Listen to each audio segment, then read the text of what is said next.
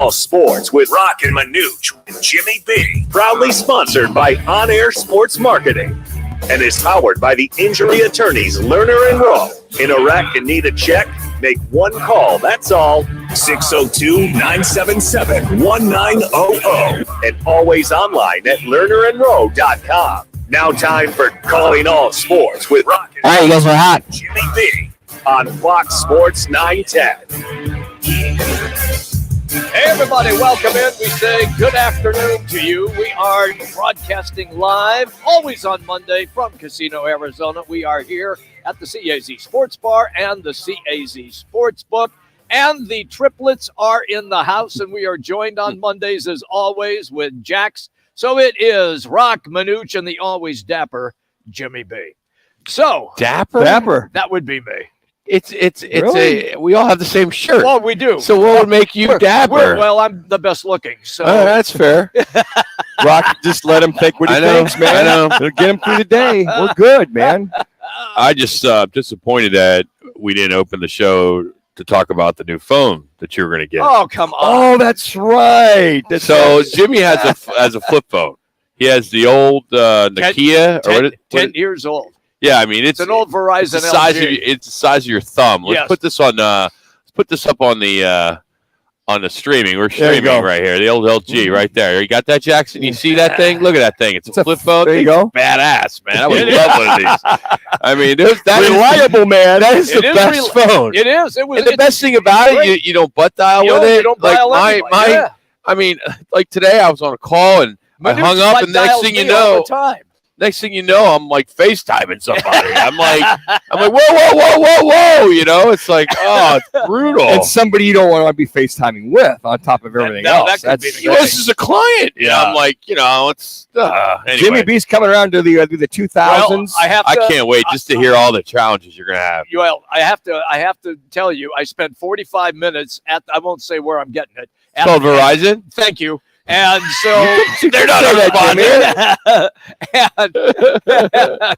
and so At Verizon, right, Jimmy? Why don't you go T-Mobile or So- Sprint? Or is Sprint even around Yeah, anymore? well, I No, think Sprint's been bought up by Verizon, I think. Yeah, I or think AT&T around. But you went to Verizon. I went to it's close to where I live. Okay, you know me. Where do you live again? I'm a convenience we guy. know In all the about house. you. You're the Way guy in the out. house. He's in North Tucson, In the Roc. house. So from that aspect, I'm in there, and they're going through all these different phones, and I'm going, I don't need that. No, I don't need that. I mean, I could I could be like computer science guru with some of the stuff that's on the phone. No, all I want, just put my apps on it that I use for work, and I want to be able to email. I want to be able to text and talk. No That's FaceTiming, all I Jimmy? want. No FaceTime? Well, I will, That'll come with it. It's an app. Yeah, it'll it's come an with it. app. Yeah. So what's your problem? That's a phone that That's everybody normal. else Yeah. has. So the problem is the one that I wanted, which is the cheapest phone. I wanted. We figured that, Jimmy. Yeah, it's like 2-month back order. Really? So You're not going to get the 14, the iPhone 14? No, why would I do that? You'll get Great. Wait. Just to watch So- you struggle. So yeah, I know. So what Hey, I'm Roc or getting- Jax would be like Jax or Ben. Hey, can you? He'll be How do calling you turn this I'll thing be on? calling Jax. How do you turn this thing on? Pretty much. So now they're shipping me because I'm still on 3G. Oh, man. 3G Oh, ends my the gosh. end of the month. Yes, it does, Jimmy. They're shipping me another flip phone To get you through? to 4G, and that's a 4G flip phone. So to hold me over until I can get the other. So you're one. going to get a 5G eventually? I guess that's what it is. Yeah. I don't know. I mean, Yeah. there's more, but that Oh, seems like okay. when most people have 5G. Okay. That's So, Jimmy, just that's go my day. go take the class. I think it'll be well worth it. Go Class. sit down. Go to class. Yeah, on they a got phone? classes for these phones and computers, come laptops and all the Just your so you know, iPads. So when we had an office, all right, we had an office in 40th Street, and Yeah. I can't tell you how many times that Mr. Minucci Yes. had to ask for help all the time on his that phone, makes me on his feel good. computer. That makes me feel good. Absolutely, like, Jimmy. I'm yeah. like, hey, Roc. Yeah. Hey, CJ. Hey, Sean. Anybody? Anybody? Can you come here for a second? Hey, what's this? What's this thing on my Yeah. on my You laptop? man get email on my phone? What the? Really? Anyway, we shall Oh, man. continue on as Yeah. we're out here at the CAZ Sports Bar for Monday night tailgate. Hey, our jackpot is almost $2,000. It's at $19.50 to start. Tonight we're doing football bingo for cash. We got our squares as well. And we have our kickoff jackpot. That's at 19:25. So that's all here as the Ravens take on the Saints. And game time just after 6 with the time difference, which blows. Yeah, I hate I like the 2 hour. Yeah, we get done and we start the party. With the time difference, I want to give something away right now. If you don't have plans tonight and you want to go see the new and improved Arizona State Sun Devil basketball team, Okay. they got Tarleton Tarleton State. Say that 20 times. Yes. I have 4 tickets for you right now. We would email them to you. They're lower level seats, great seats, and parking pass. Woo! The game's just $5 though. Okay, so this may not work for everybody, but if you would like to go, I can email you the tickets as soon as you are the lucky caller, number 5 at 602-260-9191. It's 260-9191. Ben will get your information, and we'll fire off these 4 tickets and parking for tonight first as basketball season has started. Well, Tonight's the first night of basketball throughout the country. So it's pretty cool to get that going as there's so many games as it officially makes its return. You got over 100 games being played today. Amazing. 100. It's amazing. Not to mention the NBA has 15 games going on because they're off tomorrow. So all 30 teams are playing tonight. So if you're a basketball fan, this is the day. This is the day. This is your nirvana, right? Yeah, it is. I mean, you got the defending national champion Jayhawks. They're going to face off with Omaha at the Allen Fieldhouse. That's coming up at 6 o'clock tonight. Michigan. It's got Portland, Fort Wayne going on. All right. The Tar Heels got UNC Wilmington. Yes. That's always a good one. How about the Cats? They got a tough one tonight. They got Nichols State. I think it's just Nichols. I don't think it's Nichols State. I think it's Nichols. I think they're the Nichols. Yeah, and that is at 8 o'clock. I have not done a game at Nichols State. You haven't? I have not. Is it Nichols State or just Nichols? Nichols State. Nichols State. That's what I thought. Where is it? Beats the hell out of me. Jimmy just shows up, does a game. I can imagine some of those gyms you've done games in small college there, Jimmy. Hey, it's in Louisiana. Okay. Wow, I never get that. All right, let's get going on the top stories today. Time for the top local and national stories of the hour. Powered by the Sportsbook at CAZ Sports Bar in Casino, Arizona. Bet big on your favorite teams and players in an environment that's as exciting as the game you're watching. There's no better place in the Valley to get in on the action. The Sportsbook at CAZ Sports Bar. Now, guys, what's your top story this hour? Well, it's the Cardinals, of course. They fell further behind in the NFC West race as they fell by 10 points yesterday at home to Seattle. The Cardinals just can't get out of their way. I mean, it just the penalties, the mistakes, and we'll really dive into that in our next segment. But they now are 3-6, and they will head to Los Angeles on Sunday. I'm actually going to that game. Wow. Are you actually going to that game? Very nice. This weekend. Yeah, going a bunch of people. Good. And looking forward to it because I haven't been to SoFi yet. Yeah, so Sean McVay's saying many changes are coming to try to get them back on the winning track. I'd like to hear the same with the Cardinals. Arizona's now 3 games behind Seattle in the division. We're talking NBA. The Suns start their 4-game East Coast trip tonight. They're in Philadelphia. It looks like Embiid's going to go. He's been under the weather. He's been sick. So they'll play Minnesota, Orlando, then they'll finish up Miami on that 4-game set. They're 7-2 as they beat the Blazers on Saturday. They went Friday, and they lost what was just one of the worst calls I've ever seen. That was a travel. Total travel. It was a travel. He moonwalked. It was unbelievable. Yeah. It was more than a travel, too.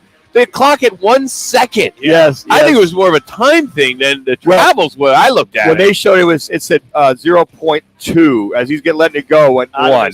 So he did get it off. Yeah, but the moonwalk, from my angle, it didn't look like the it. moonwalk was atrocious not to call that. Yeah. But the bad news is Cam Johnson. He tore meniscus. He will be out. It's unfortunate. He's been averaging like 21 points a game the last 3.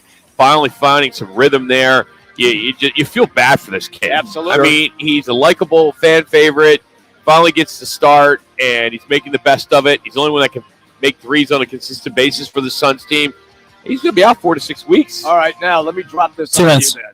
Do you call Jay Crowder, or do you let that dog lie? I thought about that. You know what? I think you let that dog lie. There's something there that we don't know. That is correct. I mean, he would have been in yes. already.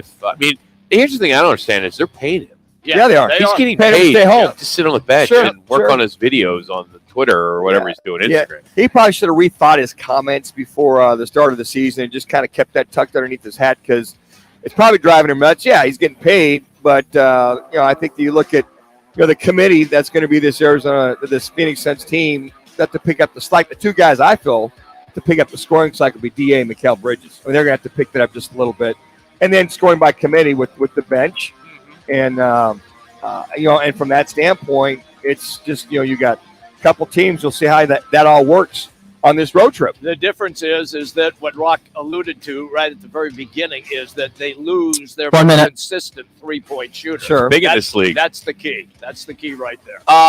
Over the weekend, if you missed it, all three Division I football programs lost. They basically two of the three got boat raced. You can say Arizona crushed by Utah 45-20, and then ASU 50-36 to the Bruins, and then a heartbreaker up at NAU as they fell by three. To number 3 team. Montana State. Montana State. I wanted to say Montana because I'm looking at Jax right now, and he's got the Montana football jersey that he stole. Yeah, they get. That he stole. Well, when you're the equipment guy, that's it. Yeah, right. you take that stuff out. Oh, and you got to carry the bags. To the You got bus. to take the bags, the water. I mean, you take care of all that.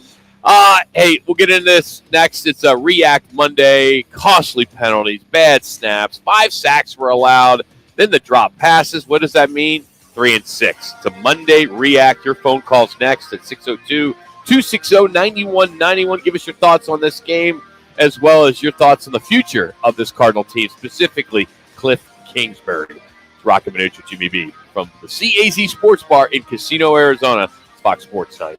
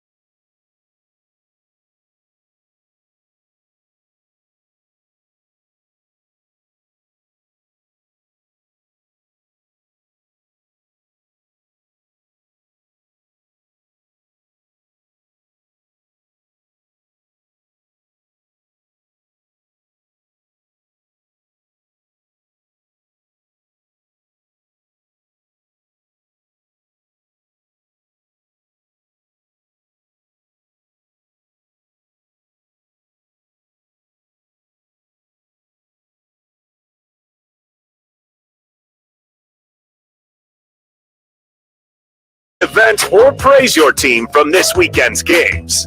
React now with Roc and Manuch. Get on the phone now. Matt Prater is one of the great long-distance kickers ever, but he's dealing with the hit. So they got the offense out there right now. On fourth down, Murray staying on his feet, and he picks it up.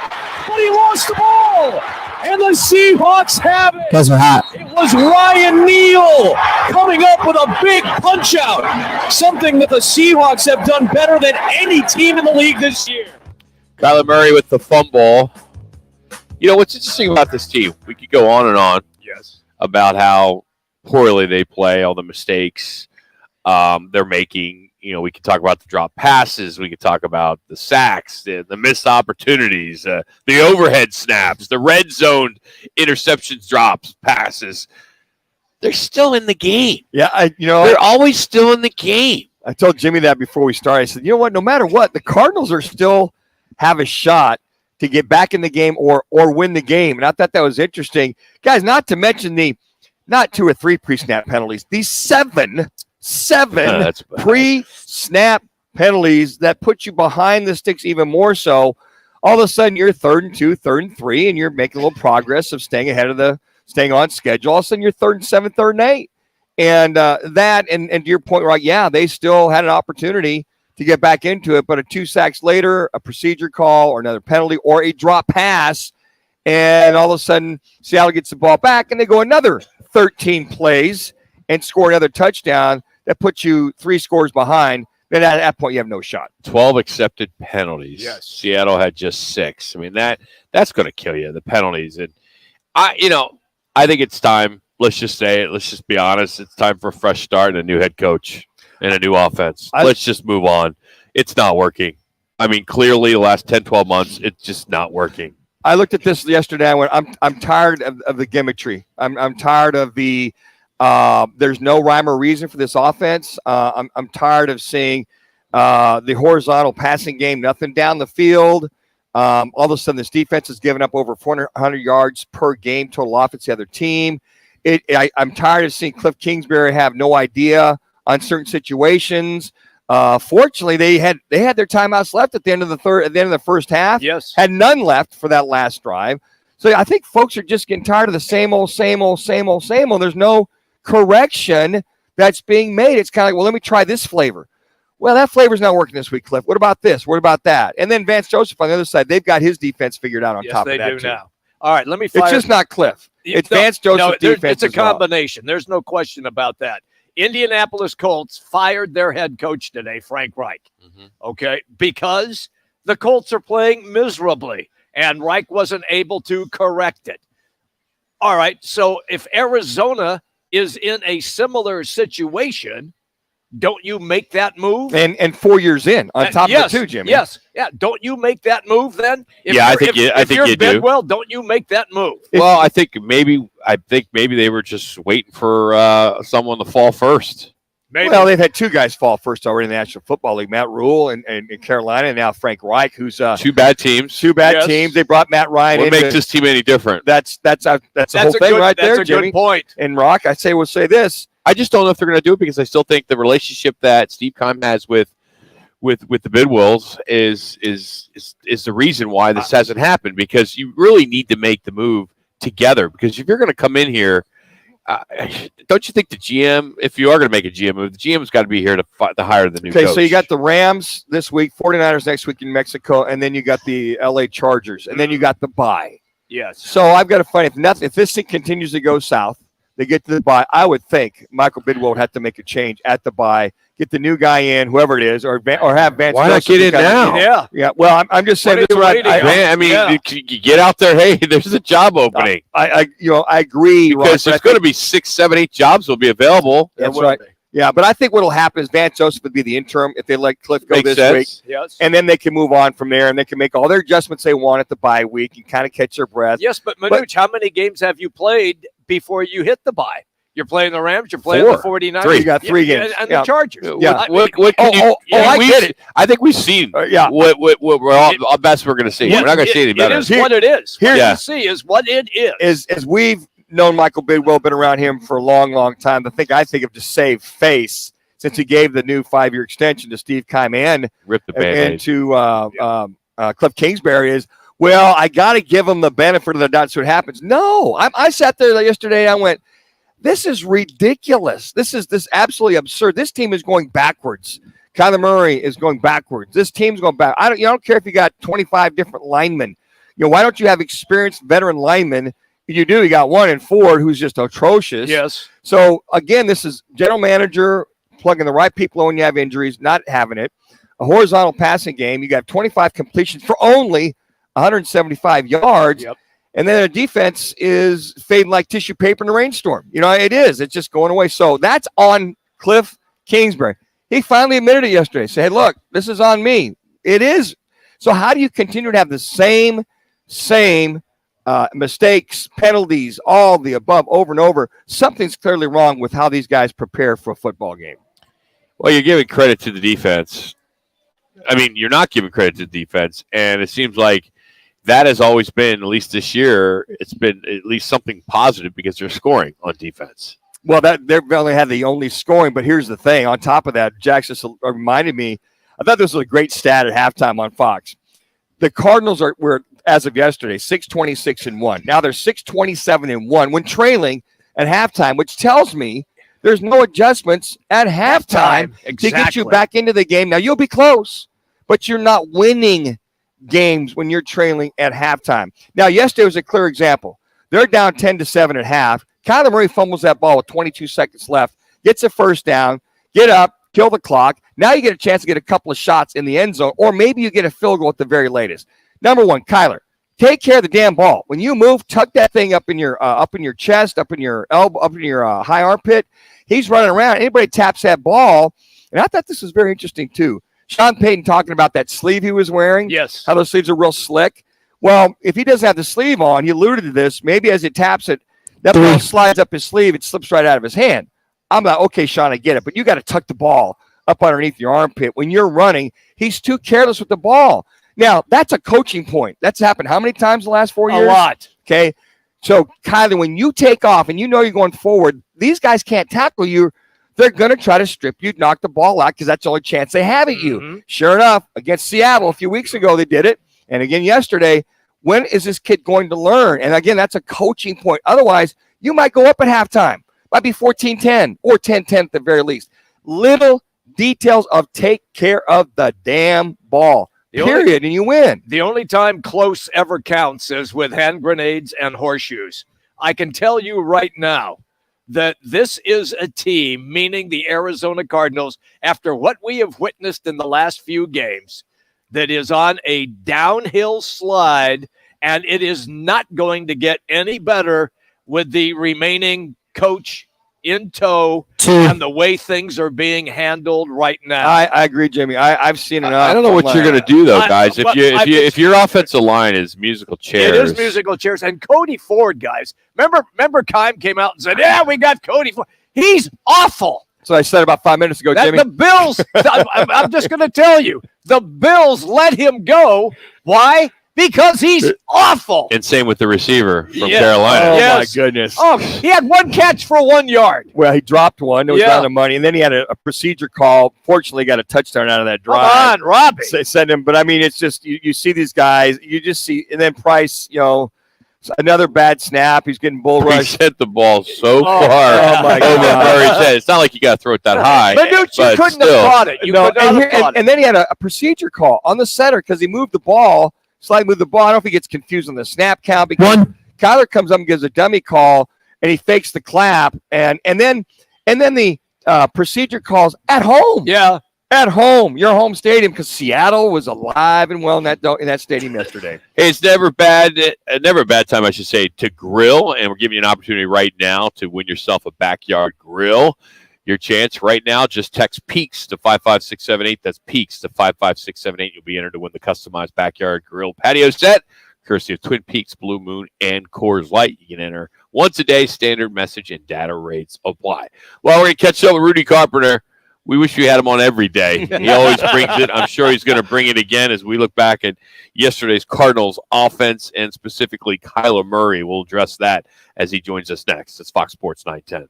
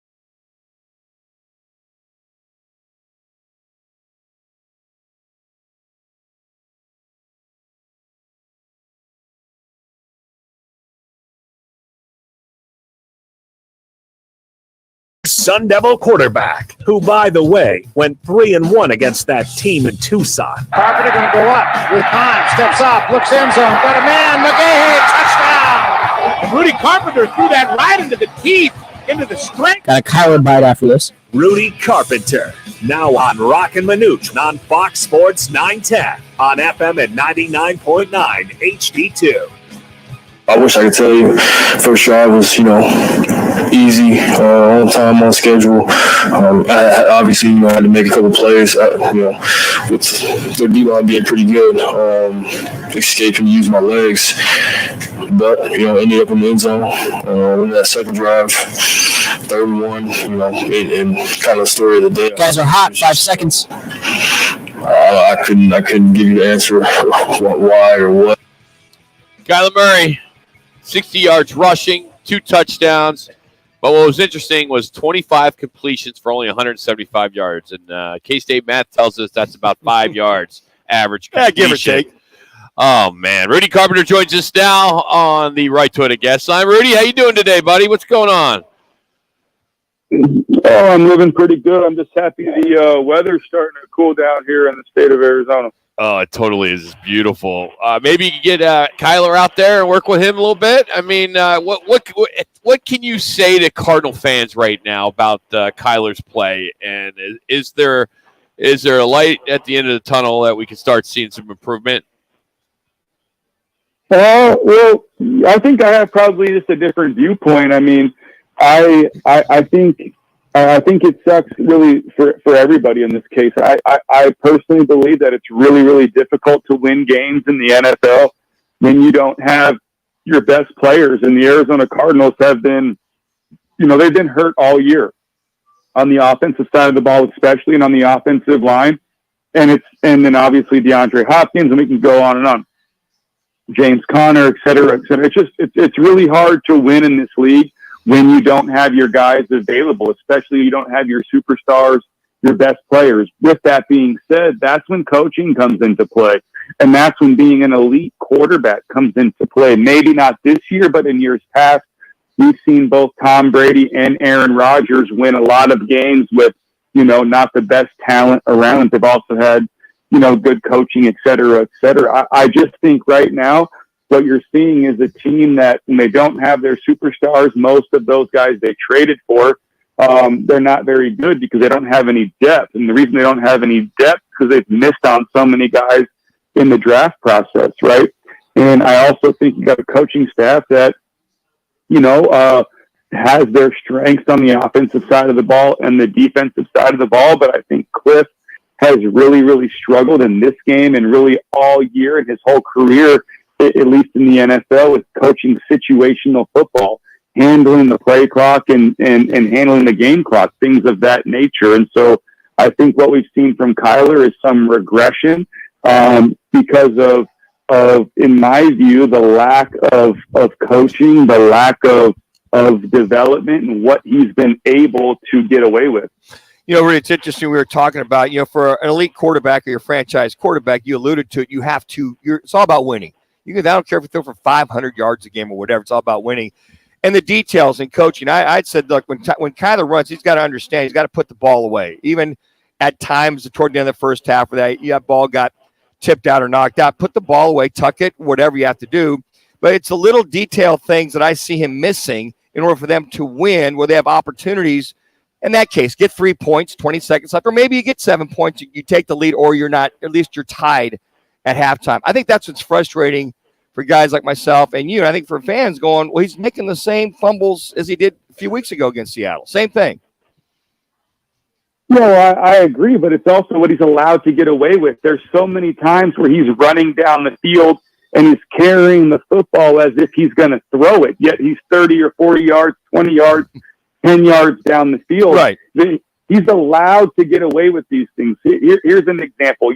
When you're allowed, when you play the quarterback position, if your coach allows you not to carry out your play fakes after handoffs, that's what you'll do. If you're allowed to have terrible ball handling in your mesh points or in your play action passes, then that's what you'll do. If you're allowed to take the wrong drops, then that's what's going to happen. And to me, your development is going to show that. Kyler is allowed to do whatever Kyler wants to do on every single play. And it's really hard to be consistent that way when you're playing a sport that's very rules oriented, but when you're also playing a position that's very dependent on other people. It's why when you look at the stats, Kyler usually always has good stats.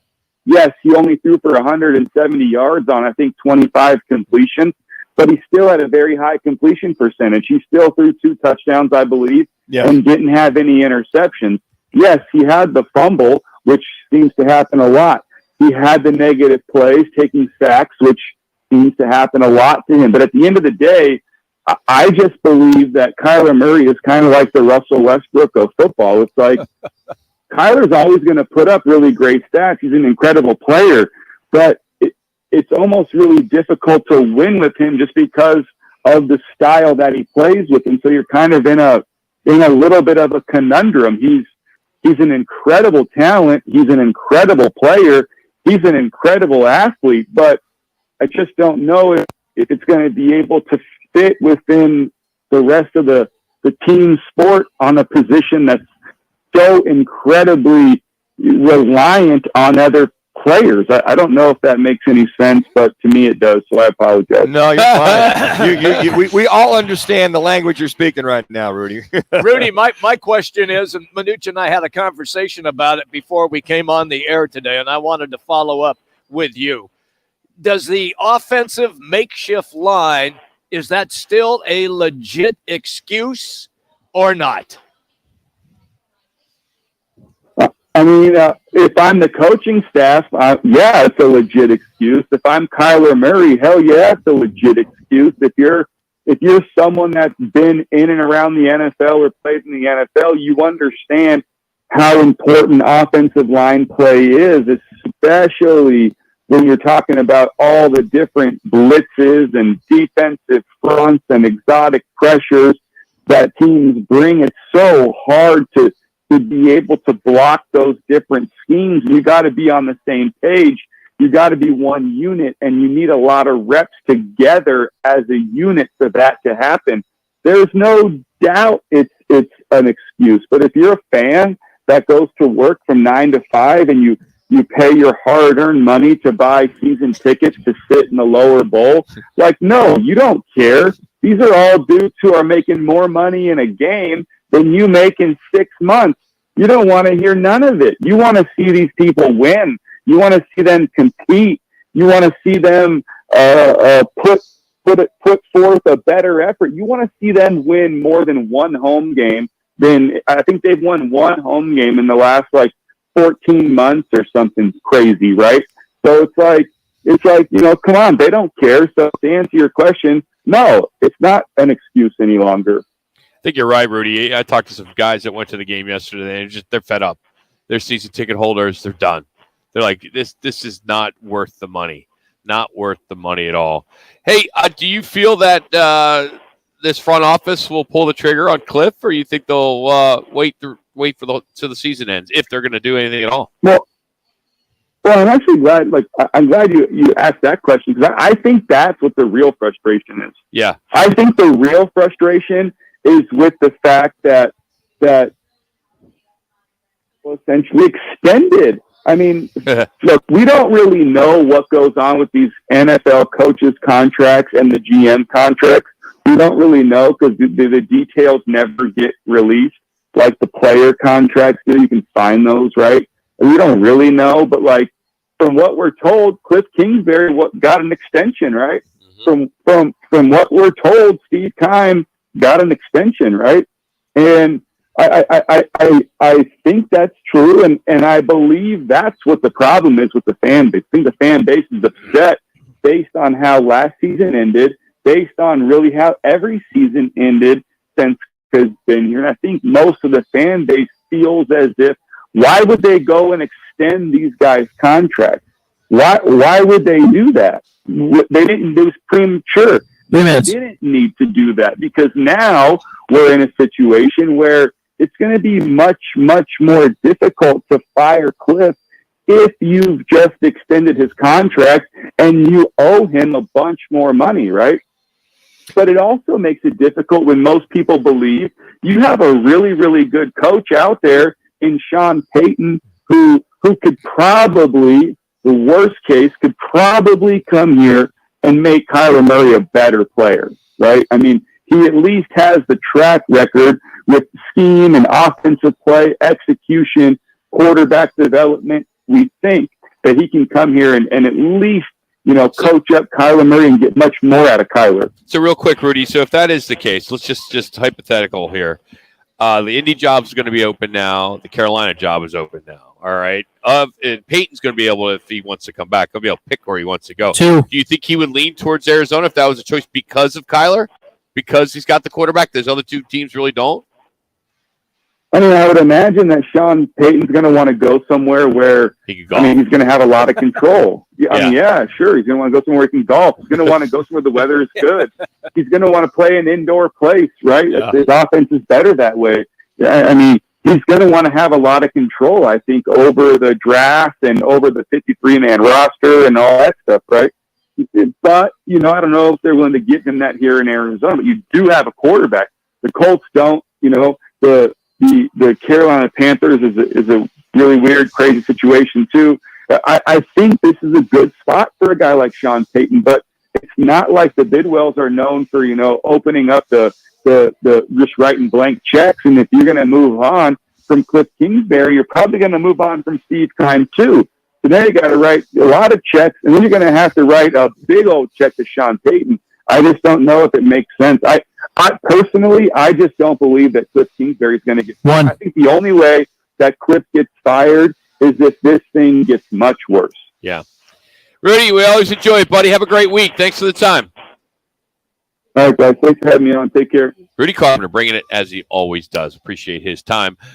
He's driven by All City Towing as All City Towing continues to grow and hire. That's right. They're hiring positions, immediate full-time positions available right now. They have incredible benefits, including a 401k program with a generous company match. And the fastest way to apply is just going online, allcitytowing.com, and search careers. That's allcitytowing.com.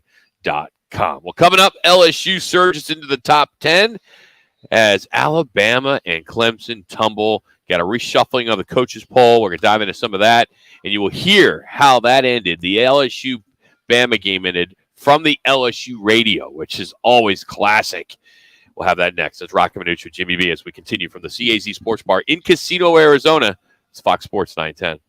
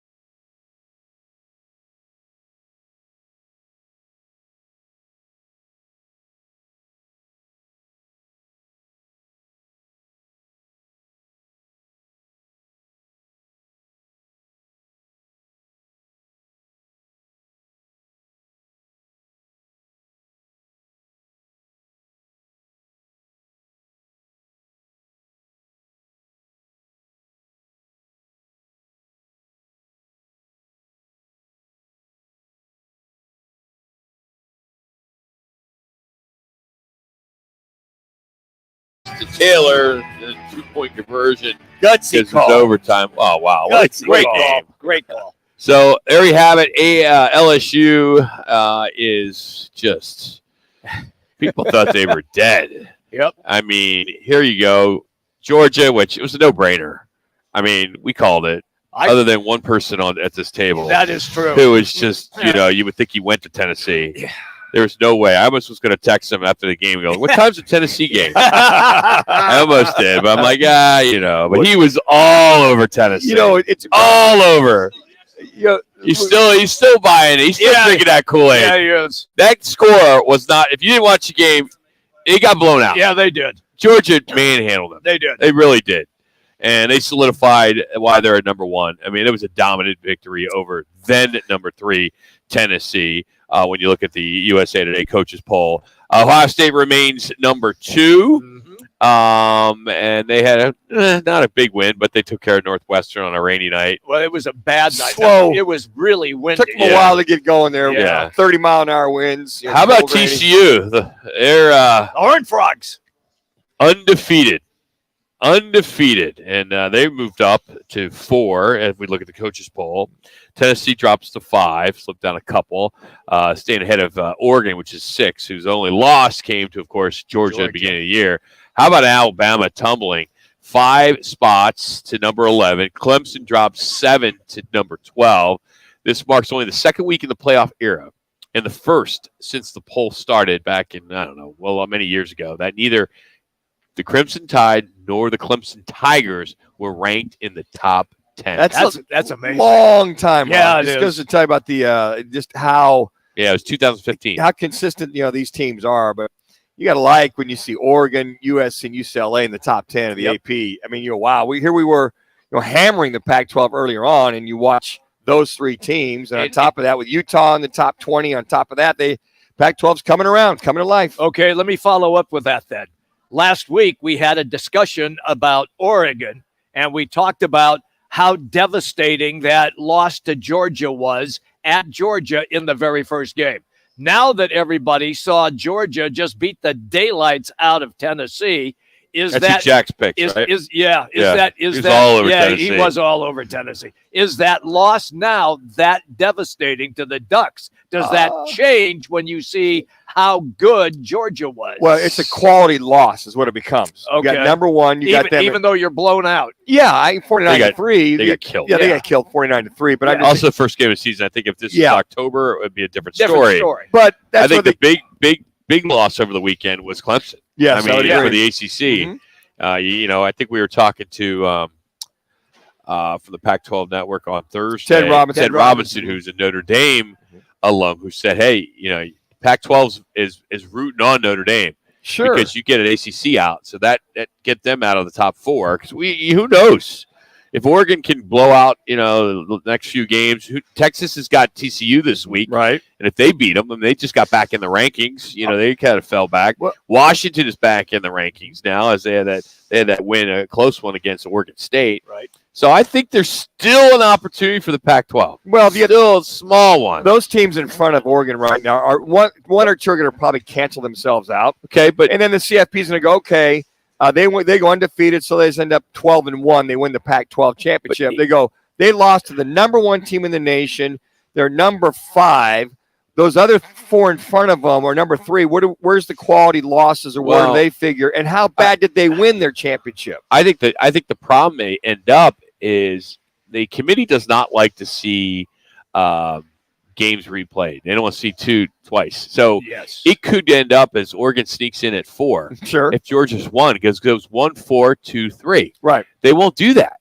They won't have Georgia play Oregon again. No, I can see that. And so what'll happen is they'll kind of come up with something to move Oregon to 3, or maybe move Ohio State to 1 and make Georgia 2. I would have no problem seeing Oregon and Georgia again at the end of the year the way Oregon's. But they don't do that. They don't like that.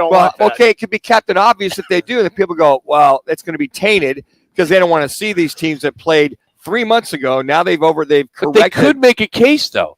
If Ohio State blows out Michigan, okay, I mean, that's going to be the game. If they blow out Michigan, and then end up winning the Big Ten, whoever they're going to play in the Big Ten, then you can make a case that Ohio State, because of all their big wins all year long, did Georgia have a little bit of a hiccup against Missouri or somebody? Yeah, so I mean, game, yeah. Okay, but so I mean, Ohio State hasn't had any hookups yet.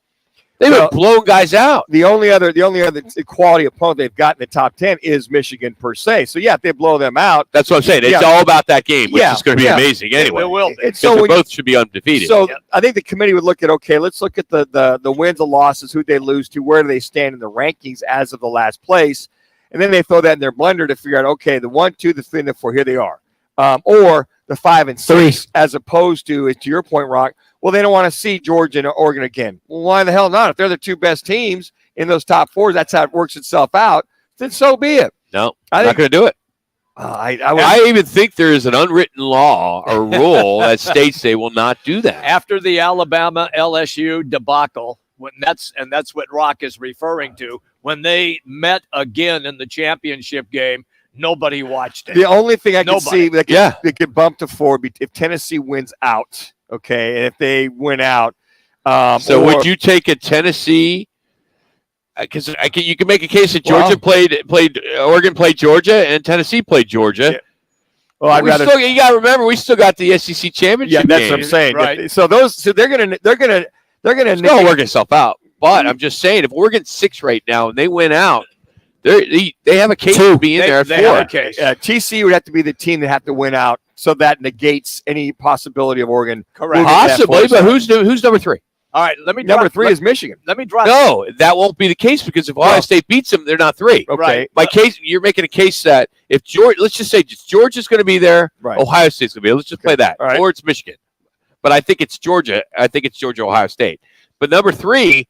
TCU could have a hiccup against Texas this week, and they still got the Big 12. They could. Oklahoma State's still sitting out there. Yeah. I don't know. I think there's still that one spot. Here's the key for me, and I want to go back to the Ohio State-Michigan game, and you were correct. It's all going to come down to that in the Big Ten.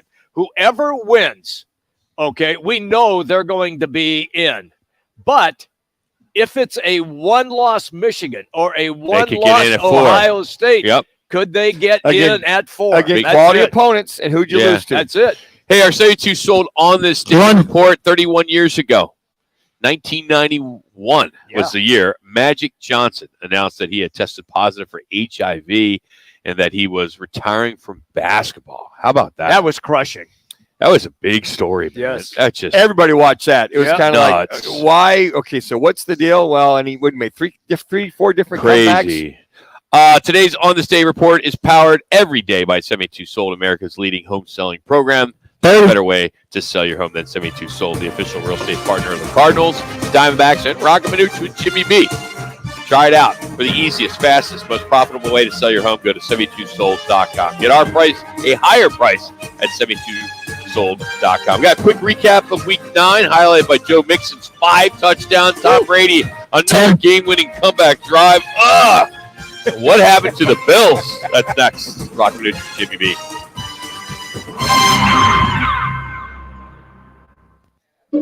A homeowner just like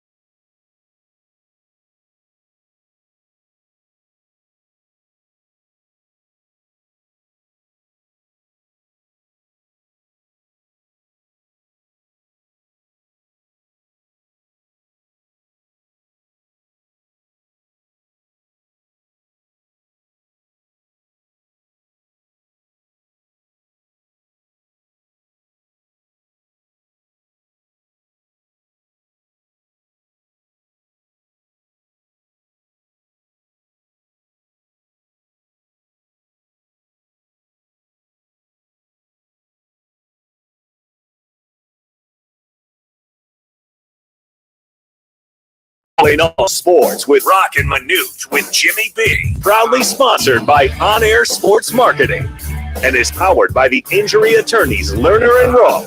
In a wreck and need a check? Make one call. That's all. 602-977-1900 and always online at lernerandrowe.com. Now time for Calling All Sports with Roc and Manuch with Jimmy B. How you guys at? Sports 910. So Monday we're out here at the CAZ Sports Bar in the new sports book, which let me Oh, get man. this You're going to pull out of Let me just- Man, look at the size of that thing. Let Wow, me that pull is this fat. out. Look at that, man. Oh, man. Are Let those me- all ones? Yeah. My George Costanza wallet as we're streaming YouTube, Twitter, and just what hold else? it up Facebook. in front of your screen there, Rob? No, my parlay. I don't want to get show everybody, but yes, I did a parlay last week. Okay. Yeah. Browns and then Ohio U Bobcats. Oh, sure. Monday, then Tuesday. Yes, yes. Mac action on Monday, Yes, Tuesday, well, Wednesday. action. So I can't wait to check this baby in. I'm just gonna got some cash and I'll put it right back in the machines. Right back to the credit, right, Rock? No, right back into the machine. Oh, I got you. See if I could double it. Because last week I was here before we were hosting our event. Yes. I went to I have this little theory. Okay, if you put in at $20 or $100 in, like, say a penny machine deal. So I put in $20 in Wheel of Fortune. Okay, got you. Pennies. Yeah, right. yeah. And I max it, so it's like $3. Okay. Well, on my fifth hit, I hit it for 100. Wow. Cashed out. Look, you cashed out. Oh, I always do. That's good therapy for you. No, if I get to 100, if I'm putting 20 in, if I can get to 100, Yes. I'm up. I'm winning. You're walking away with the good. cash. So I'm now just a little addicted to it right now because I'm going to go. I was bummed when I got here. I went and looked at the machine and somebody was sitting there and I'm like, dude, that's my machine. That's your Let's spot, go. man. Yeah. So anyway, as we look ahead for tonight, it is the Saints and the Ravens, and we got a lot going on here tonight. So we'd love to have you here. Game time just after 6 o'clock here in the CAZ Sports Bar in Casino, Arizona, as we give away cash just for watching Monday Night Football. And tonight, no different. It's our 22nd year. We're doing football bingo tonight, which is a fan favorite. We do it like once a month, and we're doing it tonight. Jackson Manuch, your host tonight. I get a much needed, Yeah, I know, man. much needed day off Yeah, from Monday Night Football. Good. See, I've built a lot of credit. Yeah, you have. 22 years of hosting Monday Night Football. And you had a hard night. You were on assignment Friday night at the Suns game, so you're probably still recovering from that, I imagine. Nah, I was good, man. I didn't get an opportunity to check the prices out in the beers because I was fortunate enough being in one You were of in those. a suite. Yeah, so they didn't cost me. Excuse us. I was a guest. I was invited. A buddy of mine invited me to go. Shine your shoes too? Absolutely, I could use it. Yeah, I'm real shiny. I need that. Anyway, Suns. I will tell you, man. Go downtown. It sucks. It's bad. Downtown, the construction around the Fries, it sucks. Yep. It really is an inconvenience to go to a game. And that's kind of why I don't go. Even though you walk into that arena, it's amazing. What they have done, it's just amazing. I mean, it's just like just one big bar. I mean, it's really just one big bar. Wherever you go, you can get a beer. How many bars are in there, Rock? You got 3, 4, 5 of them in there? Oh, my gosh, Manuch, add a couple zeros. Really? Oh, dude, wherever you look, there's a bar. No kidding. And they're huge. Yeah. They're just gigantic. Suns games, they're fun. I mean, they're just a lot of fun. Yeah. Well, we got to get Jax to a game. He has never been to a game. What? You said you've never been to a game.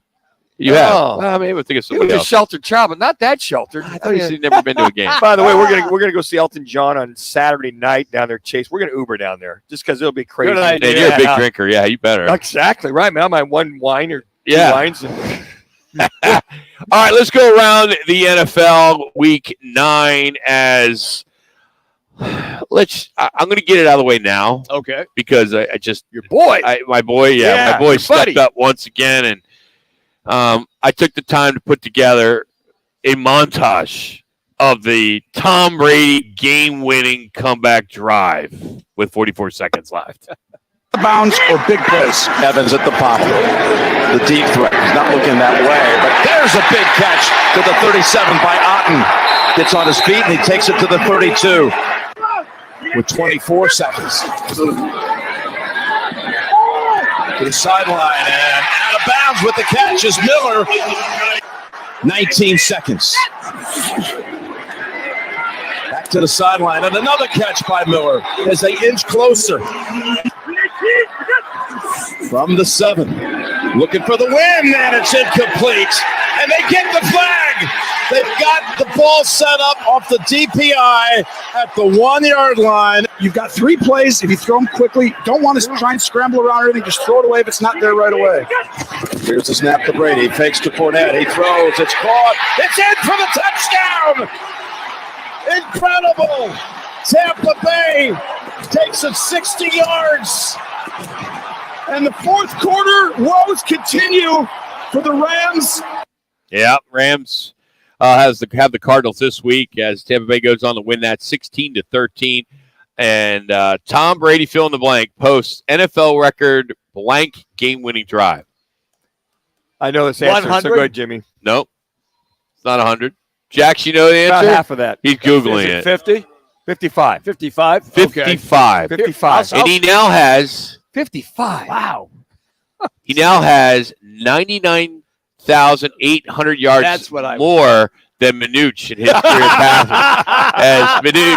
As he became the first player to have 100,000 career passing yards. Yeah. How many yards did you have, Manuch? You know what? If I did carry the 1 and the 2, maybe about 250. All right, I was close. I had 200 down. Yeah, here's the thing. 75. Here's the thing with Brady. You get divorced, clears your mind, you can play. That's you think so? Look, I don't how know. they got the ball back is amazing to me. I mean, they stop LA and they 44 seconds. LA all they do is one timeout. I mean, you get one first down. Game, set, match. Jacksonville over Vegas 27-20 as they rallied from a 17-0 deficit, and the Raiders now blow their third 17-0 lead this season.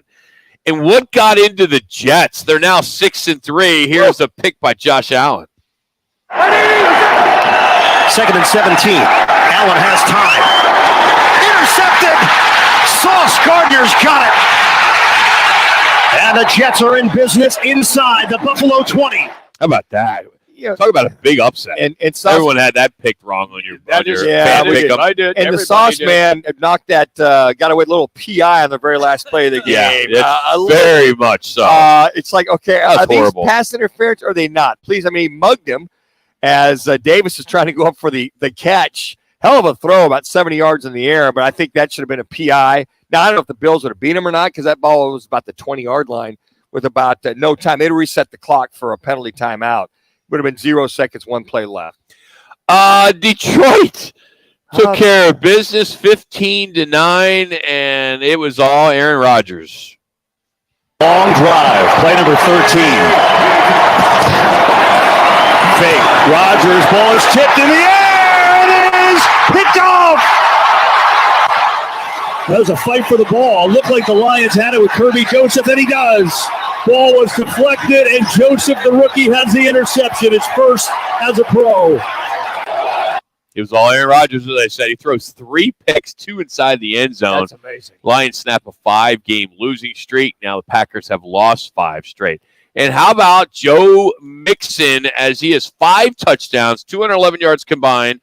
Baker Mayfield was in the game as he replaced P.J. Walker, and he threw 2 touchdowns. The Cincinnati wins 42-21. Here is just one of the 5 touchdowns. This was the 4th, courtesy of Fox.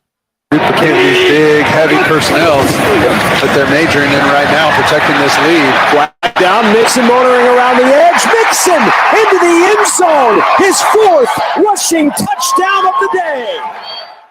Yep, they went 42-21. Miami game that Shootout, was back man. and forth, 35-32. Dolphins are 6-0 and 2 starts.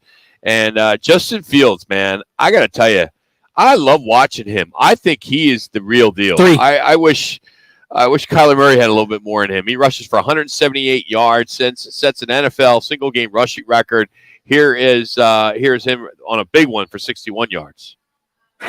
Jones LeBlanc at the left tackle. Time for Fields. Now he'll accelerate to get the first down and break tackles, and he's off to the races. Oh, he got a terrific block down there by Mooney. He's in for 6.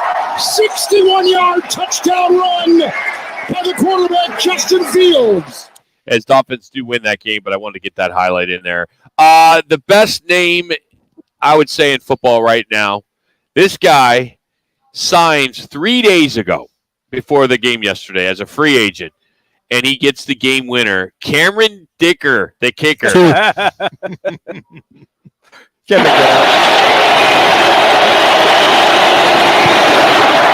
in his Chargers debut, is the hero. They go on to win 20-17. Finally, Minnesota over Washington, 20-17. Vikings now 7-1. They've won 6 in a row. And New England took care of the Patriots. And, of course, Frank Reich gets fired today as they beat them 26-3. Patriots had 9 sacks in that game. Yeah, the other thing, too, is you think of Fields. Fields set an NFL record now with the rush. He had 3 touchdown passes plus over 148 yards rushing. That's an NFL record.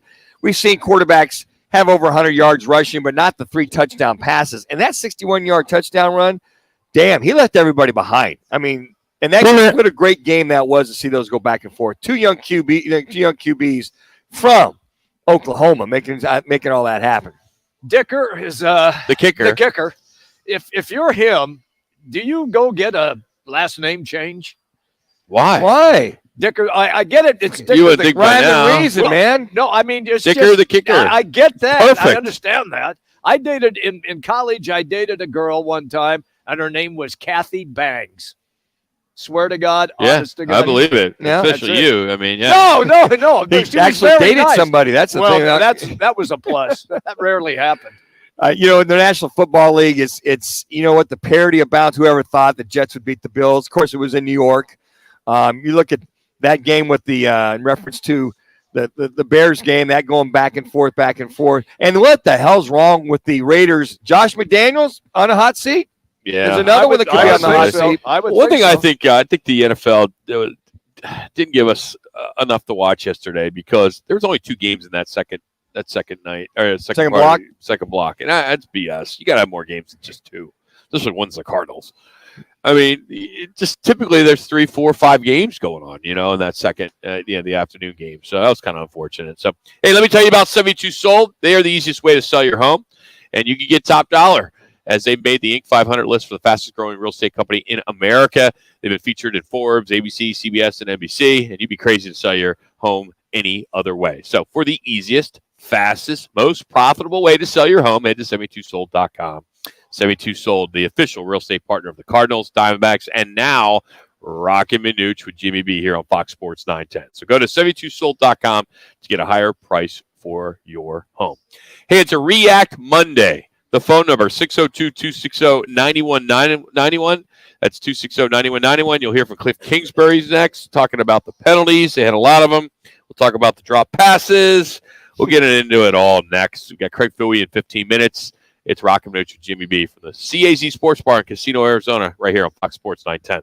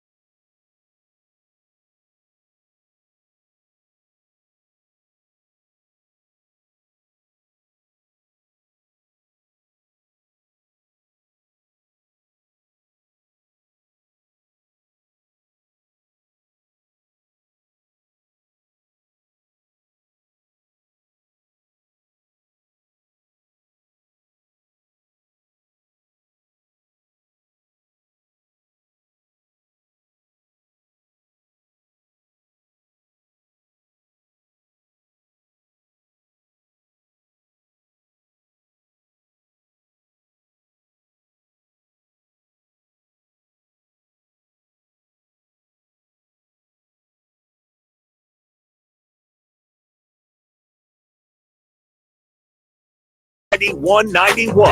Time to vent or praise your team from this weekend's games. React now with Roc and Manuch. Get on the phone now. Yeah, it was. It was the penalties. We put the ball on the ground twice on snap exchanges. The fumble was just, for whatever reason, we have not been in sync with that stuff all season. And we have to, starts with coaches and then the players have to take ownership and responsibility for that. If we can't stay on side and snap the ball and execute routine plays, it's going to be tough against quality teams. And that's what ended up getting us. The execution. Guys are hot. Good this week. Thought we had a good week, and it didn't translate to the field for some reason. So we got to figure it out. Welcome back, everybody. Roc and Manuch with Jimmy B, Fox Sports 910, 99.9 FM HD2, and also on the iHeartRadio app. Cliff Kingsbury giving his assessment. It didn't translate. Manuch, how many times have we heard it didn't translate? Well, and let's see if it translates to all of our listeners out there. Again, 602-260-9191. It's React Monday.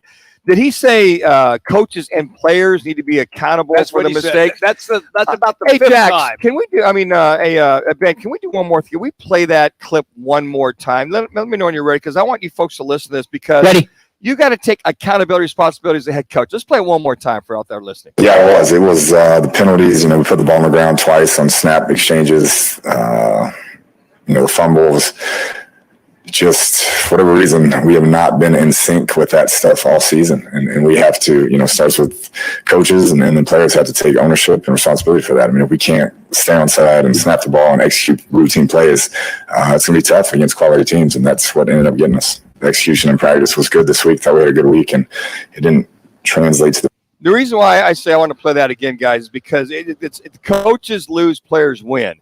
Coaches and players need to take responsibility. You're the head coach.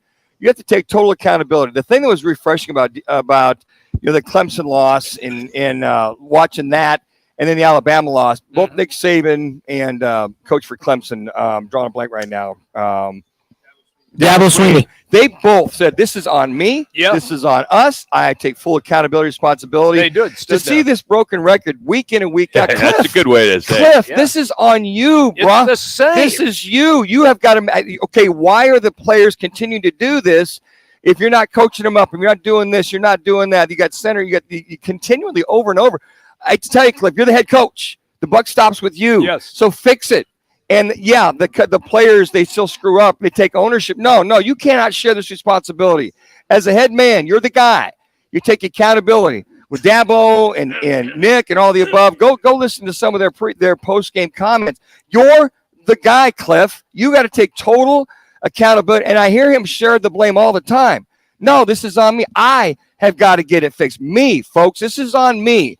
This is my scenario. This is my team. There's something wrong. I'm going to fix it. If it continues to happen over and over, there'll be some changes. Short and simple of it. Hell, I'll write your damn speech for you for crying. No, let me go ahead and talk to the press because, hey, Cliff, this is on you, bro. Hate to tell you because it's on and on. 6-27-1. Since you're the head coach, when you're trailing at halftime with your team, where the hell are the adjustments? There are none. Let's get it fixed. Cliff, it's on you. Stop sharing the Stop sharing the responsibility. You are the head coach of the Arizona Cardinals. This is your fourth year, not your first, second, or third. You're the guy.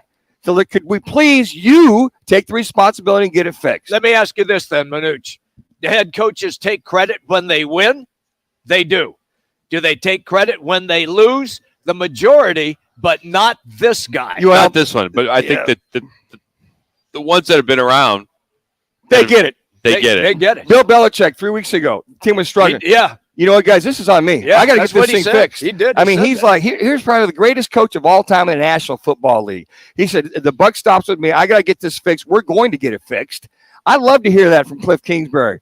Just, I'm going to get this fixed. If not, I'm going to make changes. I got to make changes because this is on me. It's over and over and over again. We have got to get this fixed. You know what, folks? It starts with me. I'm the guy. Drop the mic, walk off, and go do your thing the next week. Rinse and repeat. That's what we get out of We could play those clips, Rock, over and over and over the same clip. All right, Manuch.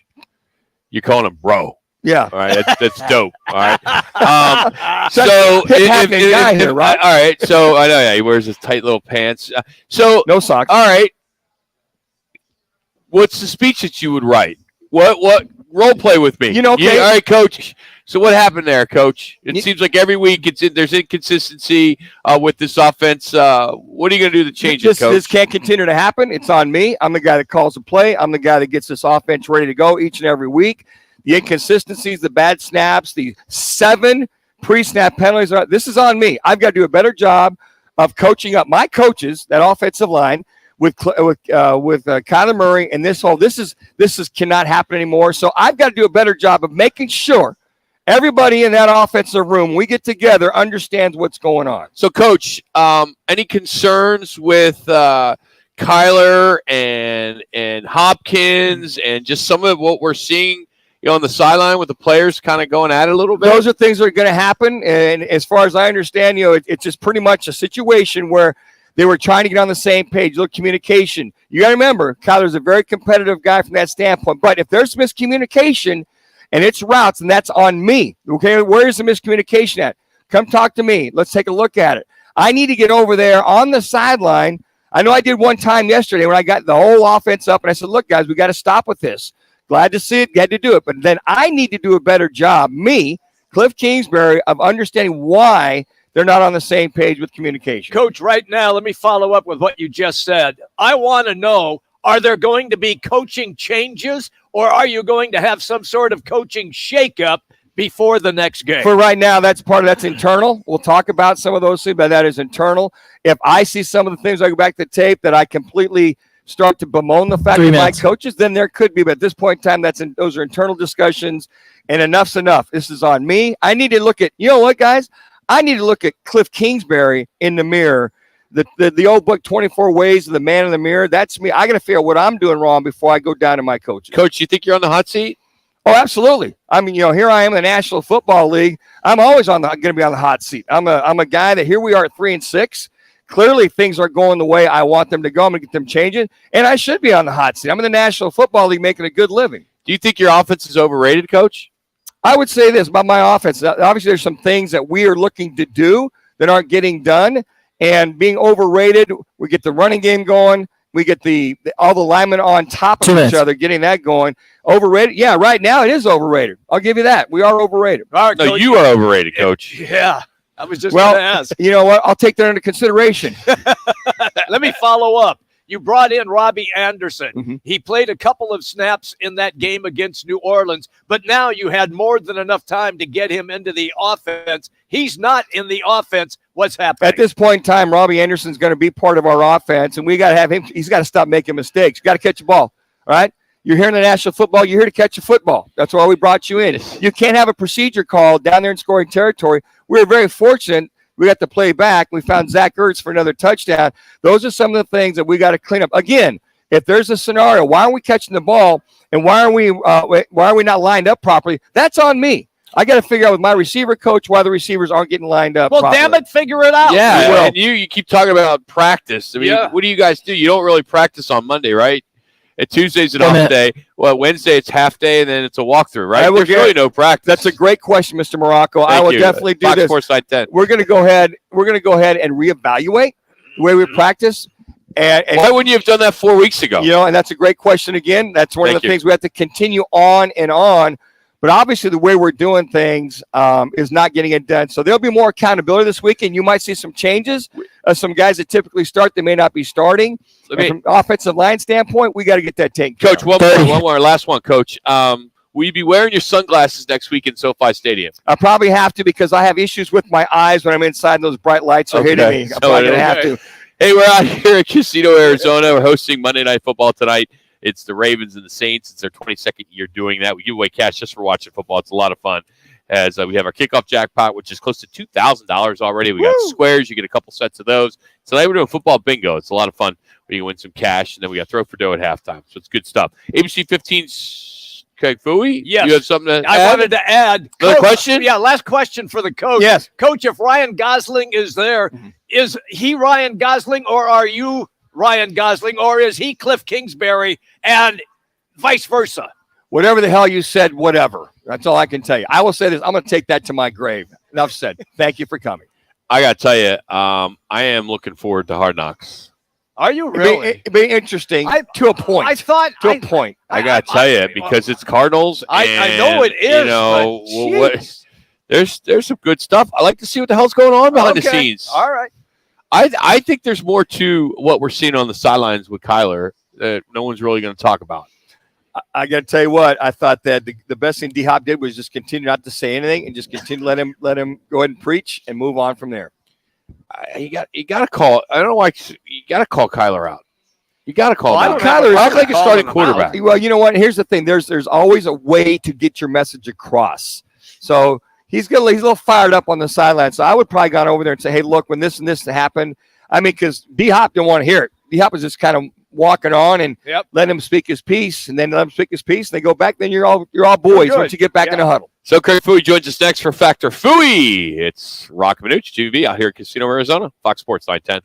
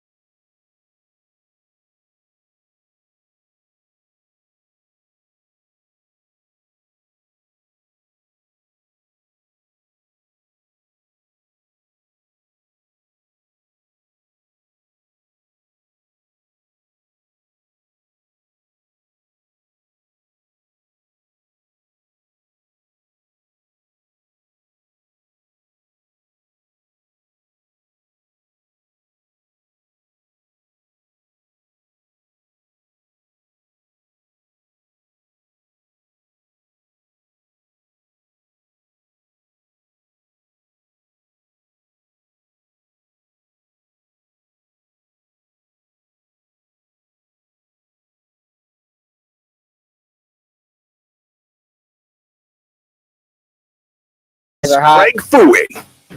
That's right. ABC 15's Craig Fouie now on the right foot of guest line. How we doing today, Fouie? What's up, Coach? What's going on? You know what? It started off as a great Monday. The sun came up. It was a beautiful morning, despite everything that happened over the weekend.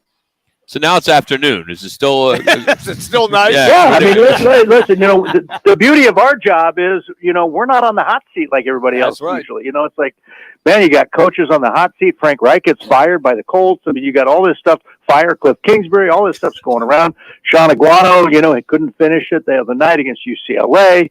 The Wildcats not so good. I mean, yeah, it's like the Suns lose Cam Johnson. Yeah, we're not involved in any of that, right? I mean, it tugs at your heartstrings, but We wake up, the sun comes up, looks like a bright day today. Here we go. Was the presser any different this week than weeks past, or it's kind of same thing, just different day? Same old. Yeah, same stuff. The same stuff. We understand. We get it. We understand we're shooting ourselves in the foot. We understand there's self-inflicted wounds. We get it. We got to fix it. We got to find a way to create it. The coaches are, got to figure it out. The players got to figure out. We're all in this together. Row the boat. I mean, you got to go. All right. We do it every week. Factor Foo. You heard it with the big voice guy. Manuch writes these questions. Thank you. So we'll start with the first one. All right, with the Cards, makeshift offensive line, and you were an offensive line coach in your day, so you know this position, this area real well. And along with one of the worst teams in the pre-snap penalties, and they're 28th in third down conversions, will they have a chance to go to the playoffs? Factor Fooey. We'll have no chance to go to the playoffs. Factor Fooey. No fact. They have no chance. Listen, it was a mess yesterday. Cody Ford, Rodney Hudson's still out. Cody Ford's in there. Billy Price as a center looked like it was his worst game ever, and like since he was in Pop Warner. Will Hernandez gets hurt, probably a torn pec. He's out. Kelvin Beachum, good for a couple of false starts each game at right tackle. This is a makeshift offensive line at best, guys. I mean, they have suffered and struggled through so many injuries in the offensive line, and it was a bad performance. When you have two back-to-back false starts by the entire offensive line, except Billy Price at center, what's that tell you? Well, and then Billy Price had one of his false starts in that game late too. Yeah, and then how does a center false start? By God, it's like, how does that happen? Yeah, and then of course the turning point I thought was that second possession on 3rd and 1 at Arizona's own 29, and he snaps it 10 yards over Kyler's head, and it's like, what the heck is going on? So clearly, I said this yesterday in the stadium. I think the Seahawks got to him. I think we chopped him. Yeah. There he is. We lost you. I said, I'm at my office. How do you lose this? I'm in my office. It's a landline. Yeah, but we have these hamsters that take breaks when we least expect it. If we don't feed them, Coach, they get a little cranky. They're not spinning the wheel. I made my point and I got no reaction. I'm like, I think the Seahawks got to Billy Price and paid him off, and you guys were like crickets, silent. All right, Coach. Question number 2. To Germany with him. Oh, that's great. Go to Germany. All right, Coach. Question number 2. Slot receiver Rondale Moore and running back James Conner must remain healthy the rest of the year in order for this offense to win moving forward. Fact and or Fooey? Rondale. Well, fact, but hell, everybody's got to stay healthy for God's sakes. I mean, Jiminy Christmas, this is like the walking wounded. Where's MASH? Right? Bring back the MASH show for God's sakes. We need a MASH unit out there. It's like guys on crutches, guys leaving with torn pecs, guys leaving with ankle injuries, knee injuries, hamstrings. I mean, this whole team has been nothing but a mishmash of backup guys and guys that are half, 50%. Well, so yeah, they've got to stay healthy, but everybody has to stay healthy. Get healthy. But Fooey, it's all that hitting and pads they wore during preseason. All the exhibition play.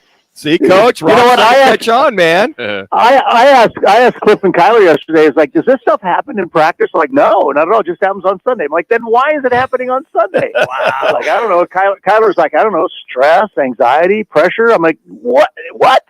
So nobody false starts, nobody jumps off sides, nobody lines up off sides, nobody snaps the ball over Kyler's head in practice. Why? I mean, and then it just happens on Sunday? That's a great plan. By the way, what was the injury to Rondale Moore? Because he wasn't in the last couple drives. Ankle injury. Haven't heard yet. I haven't heard officially on it. But yeah, it looks like it's. Listen. Who's next? Right? Injuries. Yeah. I think they're all raising their hand, going, "Can I get injured next?" Oh man, this is what happens this is what happens on a losing team, right? Guys get injured a lot more when you're losing. Seems like that. All right, here we go. Yeah. Cardinals defense has given up over 1,300 yards of total offense in the last 3 games. Does that mean the teams have figured out Vance Joseph's defense and schemes? Factor Fooey. It means what we've been saying. Fooey on that. It means what we've been saying since last spring. The defense isn't very good. I'm sorry. Yeah. They didn't go out and find a corner. They didn't find a rush in. They didn't find any help for the defensive line. I mean, they've had, 12 linebackers on the roster now? 13? Yes. I don't remember. Yeah, give or take. I mean, my goodness. I mean, how many more linebackers can you get on that roster? Half of them are hurt. Listen, that defense, you thought they had a chance, right? The Cardinals come back.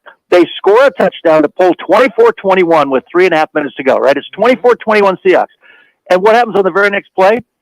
Geno Smith shows it short, throws short right, a little bootleg action left. They come back right, and they hit it for 51 yards. Yep. 51 yards to a tight end, and they've been doing that all day yesterday. It was like the boot. It's like, my God, I think I saw this back in the 70s. It's a full flow left and boot back to the right. Oh, yeah, they did it once to the left, too. But they burned the Cardinals every time. The Cardinals have given up 9 red zone touchdowns in the last 2 games on 9 attempts by their opponents. 9 for 9, the opponents are in the red zone against the Cardinals defense. That's not so. Yeah, it's not that Vance Joseph is not a good coach. It's that they don't have much to work with. All right, let's move on to the ASU Sun Devils. All right, their reemergence on offense, being competitive against some of these top 10 teams, is going to make it hard for ASU not to consider Sean Aguano to be the head coach. Factor Fui. Well, I think that's a fact. I said this when they hired him as the interim head coach. Listen, that team played. I enjoyed that game the other night. We finished our show, got a chance to watch the end of it till about midnight. I think it's as late as it went. Pac-12 after dark, baby. But no, it was a fun finish because the guys never gave up. Trenton Bourget drove the team all the way down there, and I swear they were interfered with on that one. Absolutely, they were. Didn't call it. But no, they never gave up. They were down, and they never gave up. And so I give credit to Sean Aguano and the way he's got those guys practicing, the way they're going after it in games, and the energy they're showing. So I walked away from that not disheartened after that loss, 50-36. But it was like, you know what? This team never quit. They never gave up. All right, Coach, a question for you. Mikal Bridges and DeAndre Ayton will have to pick up more of the slack now that Cam Johnson will be out close to 2 months with the torn meniscus. Fact or Fui? 2 months? I'm hearing it could be 4 to 5 to 6 months. Wow. I mean, my goodness. Yeah, we don't even know yet. I mean, they say in 4 months after a torn meniscus not to do any twisting, pivoting, squatting, jumping. So this thing he could linger until right before the playoffs. I mean, there's a potential. We didn't come back for a while, but yeah, everybody's got to pick up the slack now, and especially with Jay Crowder out of the mix, and now you've got Torrey Craiggs who started the other night in his place. You've got Damian Lee, you've got those guys that Landry Shamet have to step it up and play, but he's one of the trio. It was like Cam Johnson, Mikal, and DeAndre, and you lose that guy, and now it's a tough one. It's tough to fill. They don't have a lot coming off the bench. All right, Coach, here's a bonus question before we let you go. I love bonus questions. Oh, yeah. I figured as much. Coach Craig Fui must take a leave of absence from ABC Channel 15 to go coach the Cardinals' offensive line. Fact or Fui? Come on, Coach. It's got to be a fact. fact. I'm joining Jeff Saturday, for God's sake. Come right out of the ESPN studios and let him be the interim coach of the Indianapolis Colts. Yeah, I'm going. So I'm taking a leave of absence. I'll tell my boss right now, hey, boss, I'm taking a leave of absence. 3 minutes. Coach, I don't know if he heard me. Yeah, it was fun going back and forth with you with these guys don't move their feet, talking about Ford and the lack of schemes. I mean, we used to, and the fifth thing about you line coaches, you made us quarterbacks just make sure we understand who's coming, who's not. The line's just all the above. Understand the unprotected lineman who's coming. But I got to tell you what, Coach, I don't know what the principles and schemes are. And if Kyler's, I know he's aware, but dude, 5 sacks, 3 of those were on him. Get rid of the ball or make the line change at the call. Here's the problem. There's 3 glaring things. Offensive line is terrible, right? That's mediocre at best. Kyler Murray in the pocket consistently. Get him out of the pocket, for God's sakes. I've been screaming it for 2 years. Let him roll out right, roll out left. My God, he puts pressure on a defensive back on the corner. They got to make a decision. Come up and cover him or drop back in coverage. You win like that. Don't keep him in the pocket. And third, 2 minutes. Time. He takes 1 step, and it's like he's getting sacked. For God's sakes, how quickly do you have to get rid of the ball? My God, that thing is a mess right now. But get him out of the doggone pocket, for goodness sakes. See, Coach, hey, we were teasing Mark May yesterday in the press box. It's like, Mark, can you snap? Can you snap a ball? You still got it in you? He goes, I think I can if that's all you want me to do. He's down about 100 pounds too, Coach. You have to line him up back to tight end, I think. I think those offensive line days are behind him. But Coach, go get it done, man. Send that email over to Cliff and the line coach. Here's the deal, fellas.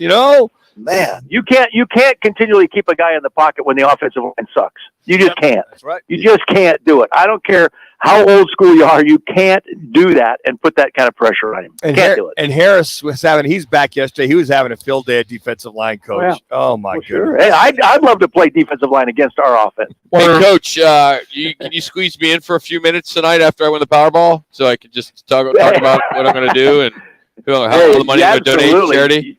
You win that Powerball, buddy, and I'll be tracking you. I'll be following you. Everybody will. I'm like, where's Rock? Where's Rock? Where's Rock?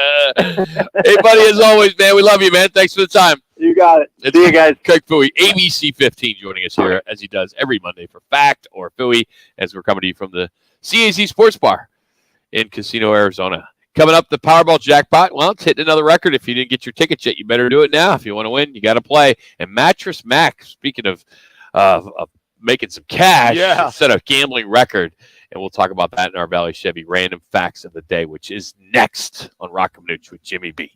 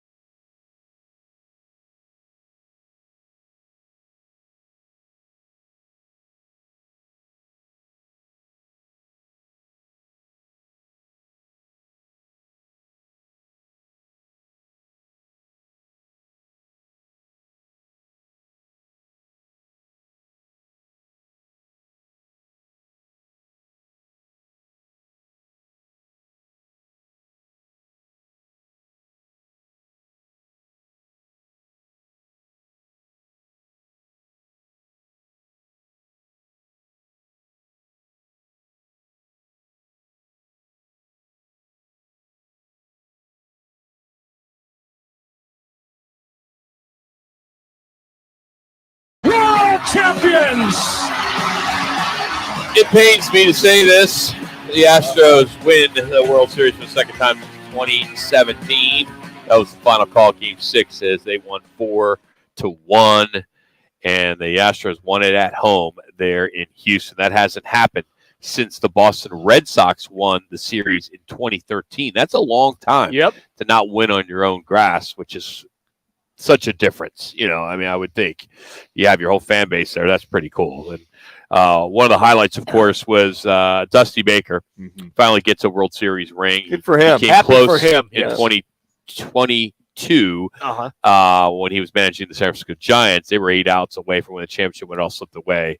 But there you have it. He got one. How cool is that? You know, a long time coming. Eventually, good things happen. Now, he's been a phenomenal, probably the greatest manager to not have a World Series, and now he has. That's fair. And this Houston team, and when Schwarber hit his line drive home run, they go about 600 feet, give or take.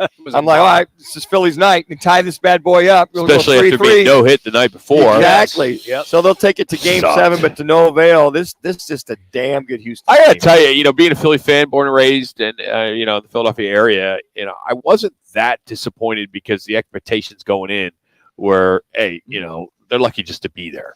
You fire your manager, halfway through the season, you're 9 games under 500, and you turn around. It's a great story. It is a good story. It's great for the city, and it's nice that you got an 8-0 Philadelphia Eagles team sitting there as well. How about this? The Philadelphia fans lost the World Series and the MSL championship. No one cares about that. MSL? Yeah. You're bringing up MSL and the World Series? It was a championship. In one sense. The same day. The same day. They both lost the same day. MLS? Yeah, MLS. not MSL. Oh, yeah, the MLS. Thank you. Folks, we have a few guys here that it's called Jimmy B and Dan Manucci. Please excuse. This goes to show how much we When you're follow. plus 60. When you follow the soccer. ABC. Yeah, it's the thing. Yeah, Major it's League like Soccer, MLS. MLS, it's like, they made a point of that on SportsCenter. And I didn't grow up Who knew? there. They had a team. I know they had a team, but who cares? I just can't believe you brought that up in the same sense. It's soccer. Jimmy. It's soccer. You I brought get it. soccer in the World Series I'm together. just saying they lost on the same day. They were both Philly teams losing championships on the same day. Mattress Mac Yes. has won the biggest amount ever in sports betting history as he wins that World Series. He won a whopping $75 million on a $10 million bet. Wow. Now, he claims most of the money will be going back to his customers because they ran a promotion where if they spent $3,000 or more at the store, they would get a total refund if the Astros won the World Series. Very nice. Wow. Here he is making the Game 6 prediction, and the moment he realized he won the $75 million. The entire city's excited about the Astros. Astros are hot. Phillies are a great team. Should be a great series. I'm predicting the Astros in 6. Go Stros. Let's go. Let's win this game and win the World Series tonight. Oh, yeah. Let's go, man. Can't imagine. I'm happy to win $10. Me too. He placed several bets, different bets, but Yeah. the biggest one was at Caesars, Right. where the payout was $30 million. And Caesars quote said it was the biggest check in sport betting history. It's not clear if any of the cash will actually make it in his pocket because of the promotion he did, but that'd be kind of cool. But you have a shot tonight as the Powerball jackpot hits another record high. Last I looked, it was $1.9 billion. That's correct. And I'm sure it's going to go to 1.10, 11, 12 Well, by now. It'd be $2 billion. It would be Yeah, it goes 1.9 to 2. 10. Yeah, I'm sorry, what am I saying? 1.95. Good. I'm making fun of you guys saying MLS. Really? Yeah. I've never been good at money. You Never get been close to 50, your mind goes to mush. Yeah, shoot. Maybe close to $2 billion, Rock, is where that would be.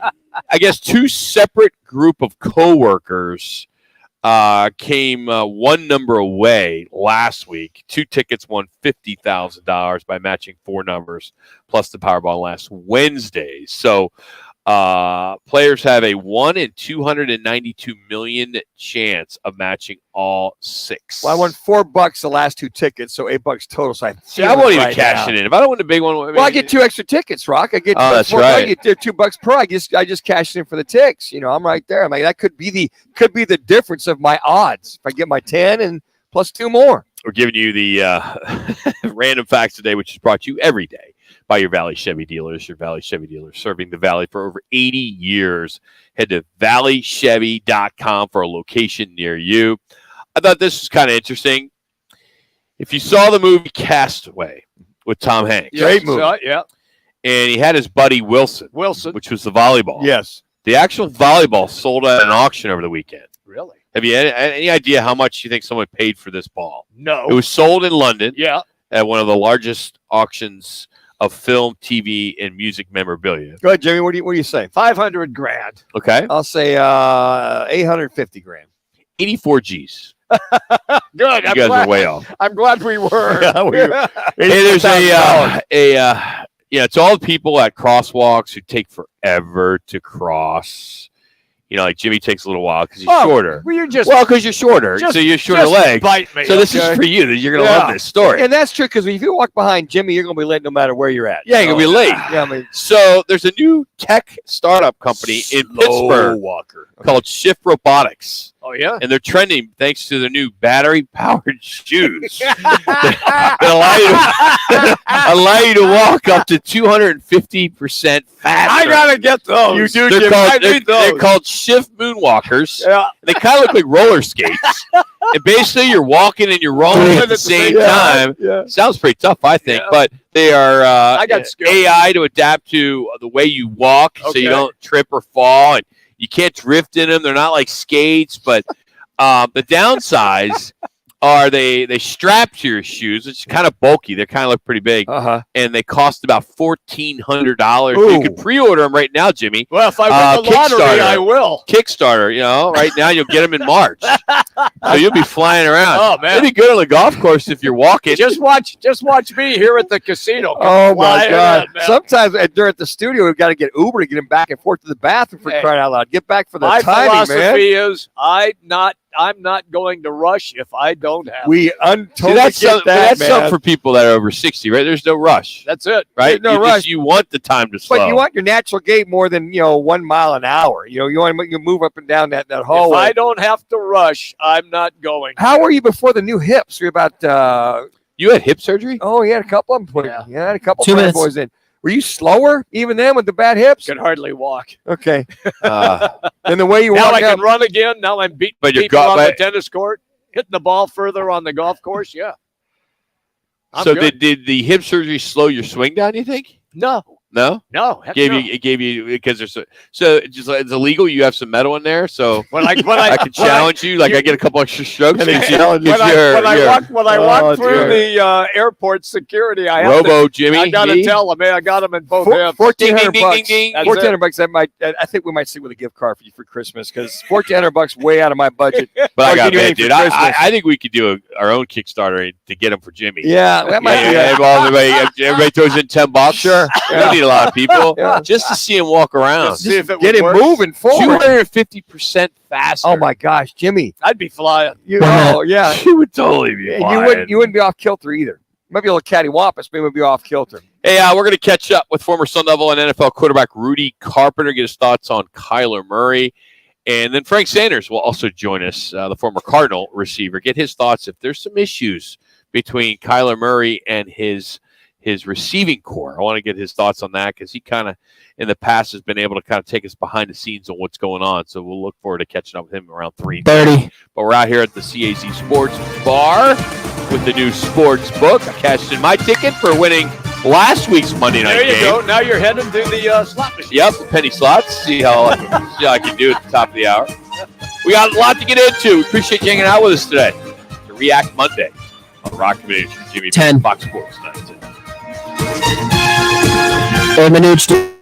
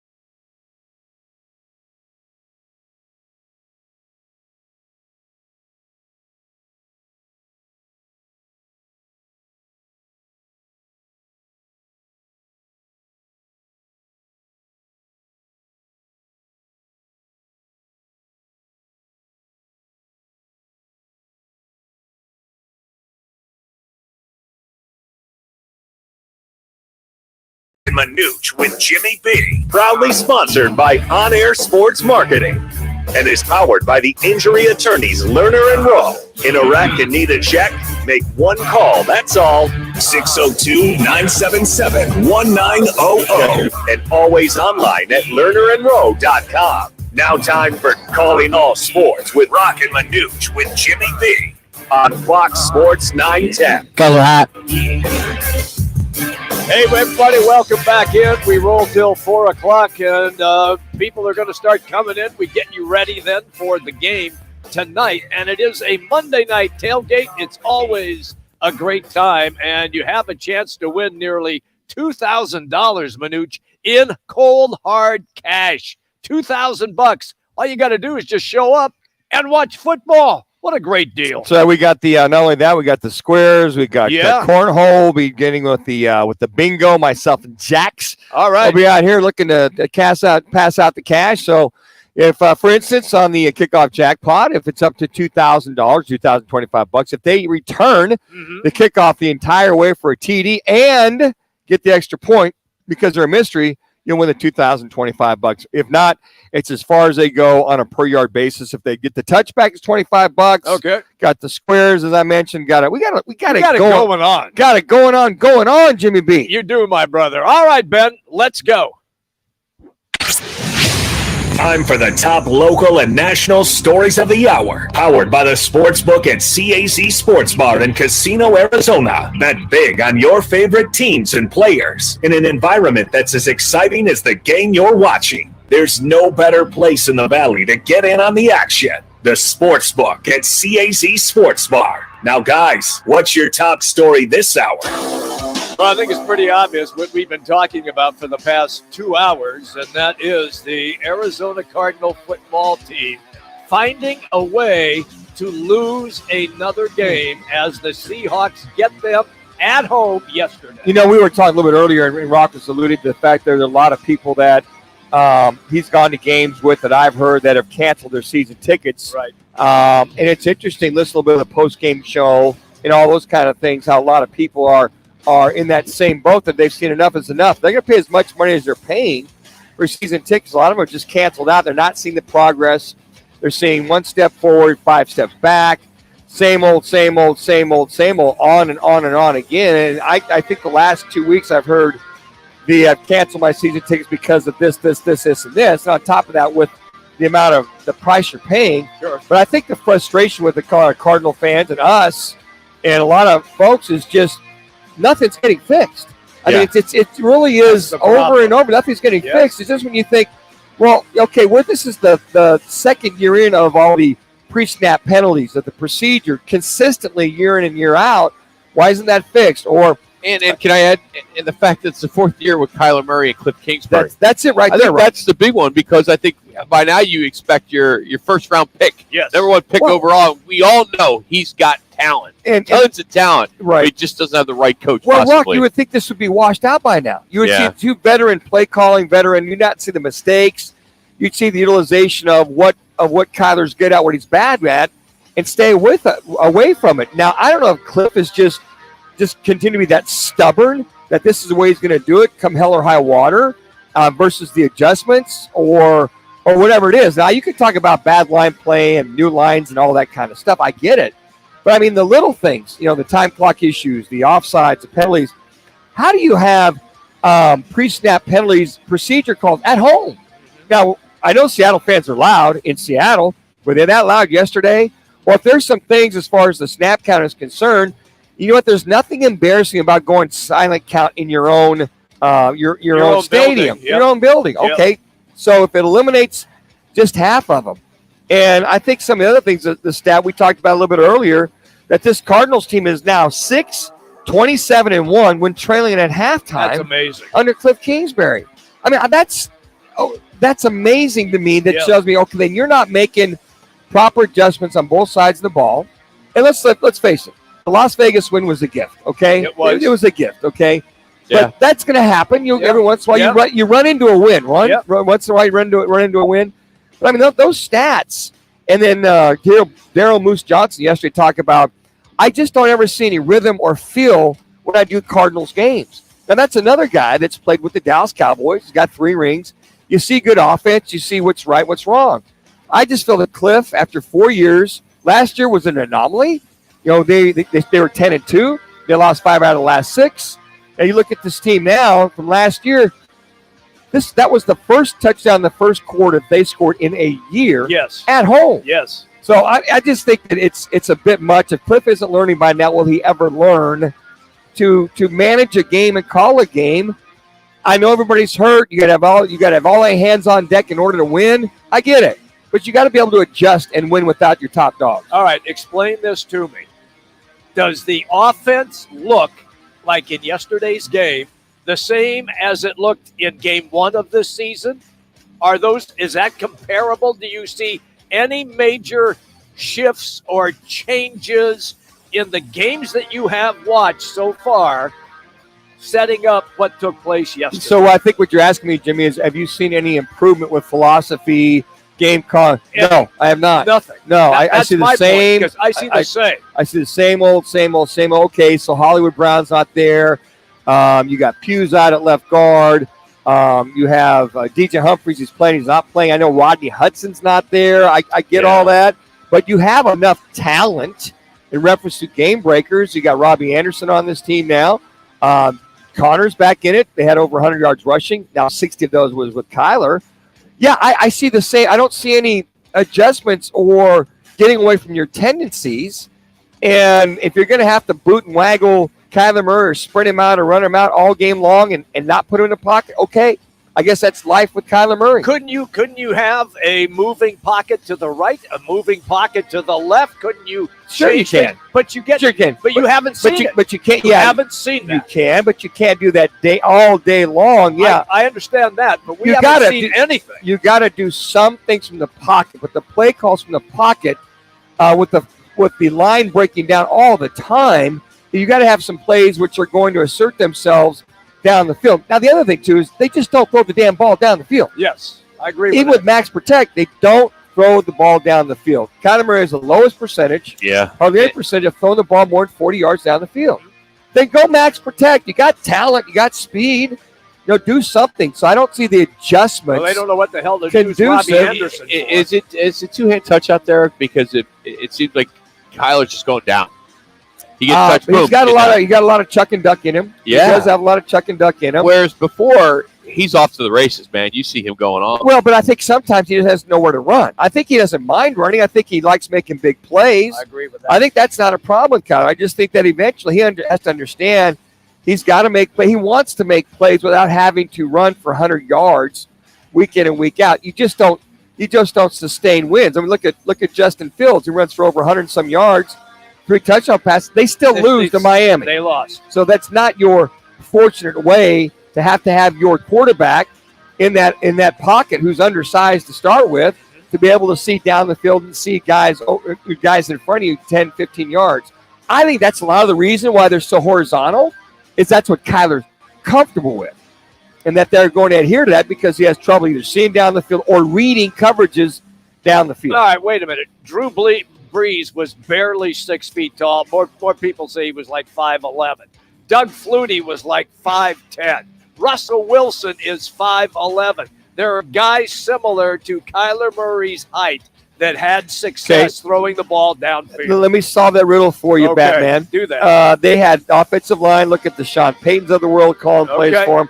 Look at who the play callers were. So now you're saying who's calling plays, and you reference That's exactly Sean right. Payton. Look who's setting up the offense. Okay. When you had Doug Flutie, now watch Flutie when he was in Buffalo. Yeah. He was, Rob Johnson goes down. Yes, he comes in. So they're calling plays, and I think when you looked at with New Orleans, with Sean Payton, we can go on with the undersized QBs, the Russell Wilsons. They would roll them. Yes. They go Max Protect. Even when Russell Wilson had those horrible offensive lines, they had success with him in the pocket because he made the reads and knew where to go. Now, I don't know if there's anything fundamentally wrong with the kind of reads and reactions. I'm not going to put it on Kyler Murray with the receiving core or the offensive line, but there's something where offensive coordinators got to fix that and go, you know what, we can't do that anymore. But the offensive coordinator is the head coach. That's what I'm saying. He can't do this. Right now, Cliff Kingsbury's his own worst enemy. Yes, exactly. And either he's a hard-headed Italian, which he's not, and he's stubborn about whether he wants to make it. You got to make the changes, Cliff, and we're not seeing those changes. This could get real ugly real soon. And if they lose to L.A., it's in L.A., then it's in Mexico, right? So San Francisco, this could be some really entertaining hard knocks on HBO. And then you got the Chargers after that, who are here they come. They're starting to turn the corner. Well, they're starting to get healthier. That's the key for them. I mean, this team at the bye, they'll be lucky to win, one out of the next 3 games at the bye. And at that point in time, I don't know why or how you don't make a change because this experiment's not working anymore. Because if indeed you have lost those 3 games, you just play it out, I guess, till the end of the season because you have no sense. And then do you fire the coach or do you axe him during the bye week and then make that change then? That's going to be the question. Michael Bidwell's got to sit down with Steve Keim, and I got to tell you what, Steve Keim's a big part of that as well too, with some of the things that he's done. That's fair. This experiment's on Steve Keim because he must have talked Michael Bidwell into this the Cliff Kingsbury Kyler Murray experiment, and this thing's gone south. Then Steve Keim's as much to blame about this as Cliff Kingsbury. I think the fan base is just, if there wasn't an extension to these guys, I don't know if people would be barking as much. I mean, I think people are upset that they're not winning, but the fact that you have the extension yes. These guys have been rewarded for mediocrity. And to this point, it's amazing to hear all the national guys, all the people that are in the know, why the extension is still a mystery. Yeah. Why both these guys were extended above and beyond. I don't get it. You can extend your quarterback. At that point, you bring in somebody in that understands him. The two go hand in hand because I guarantee you, if they fire Cliff Kingsbury and Steve Keim, Kyler Murray for his extension is going absolutely nowhere. Costly penalties, bad snaps, 5 sacks were allowed, the drop passes, goes on and on, equals 3 and 6. Rudy Carpenter, we always love catching up with him. He'll join us next. We'll talk about Kyler Murray and this Cardinal team. It's Roc and Manuch with Jimmy B from Casino, Arizona.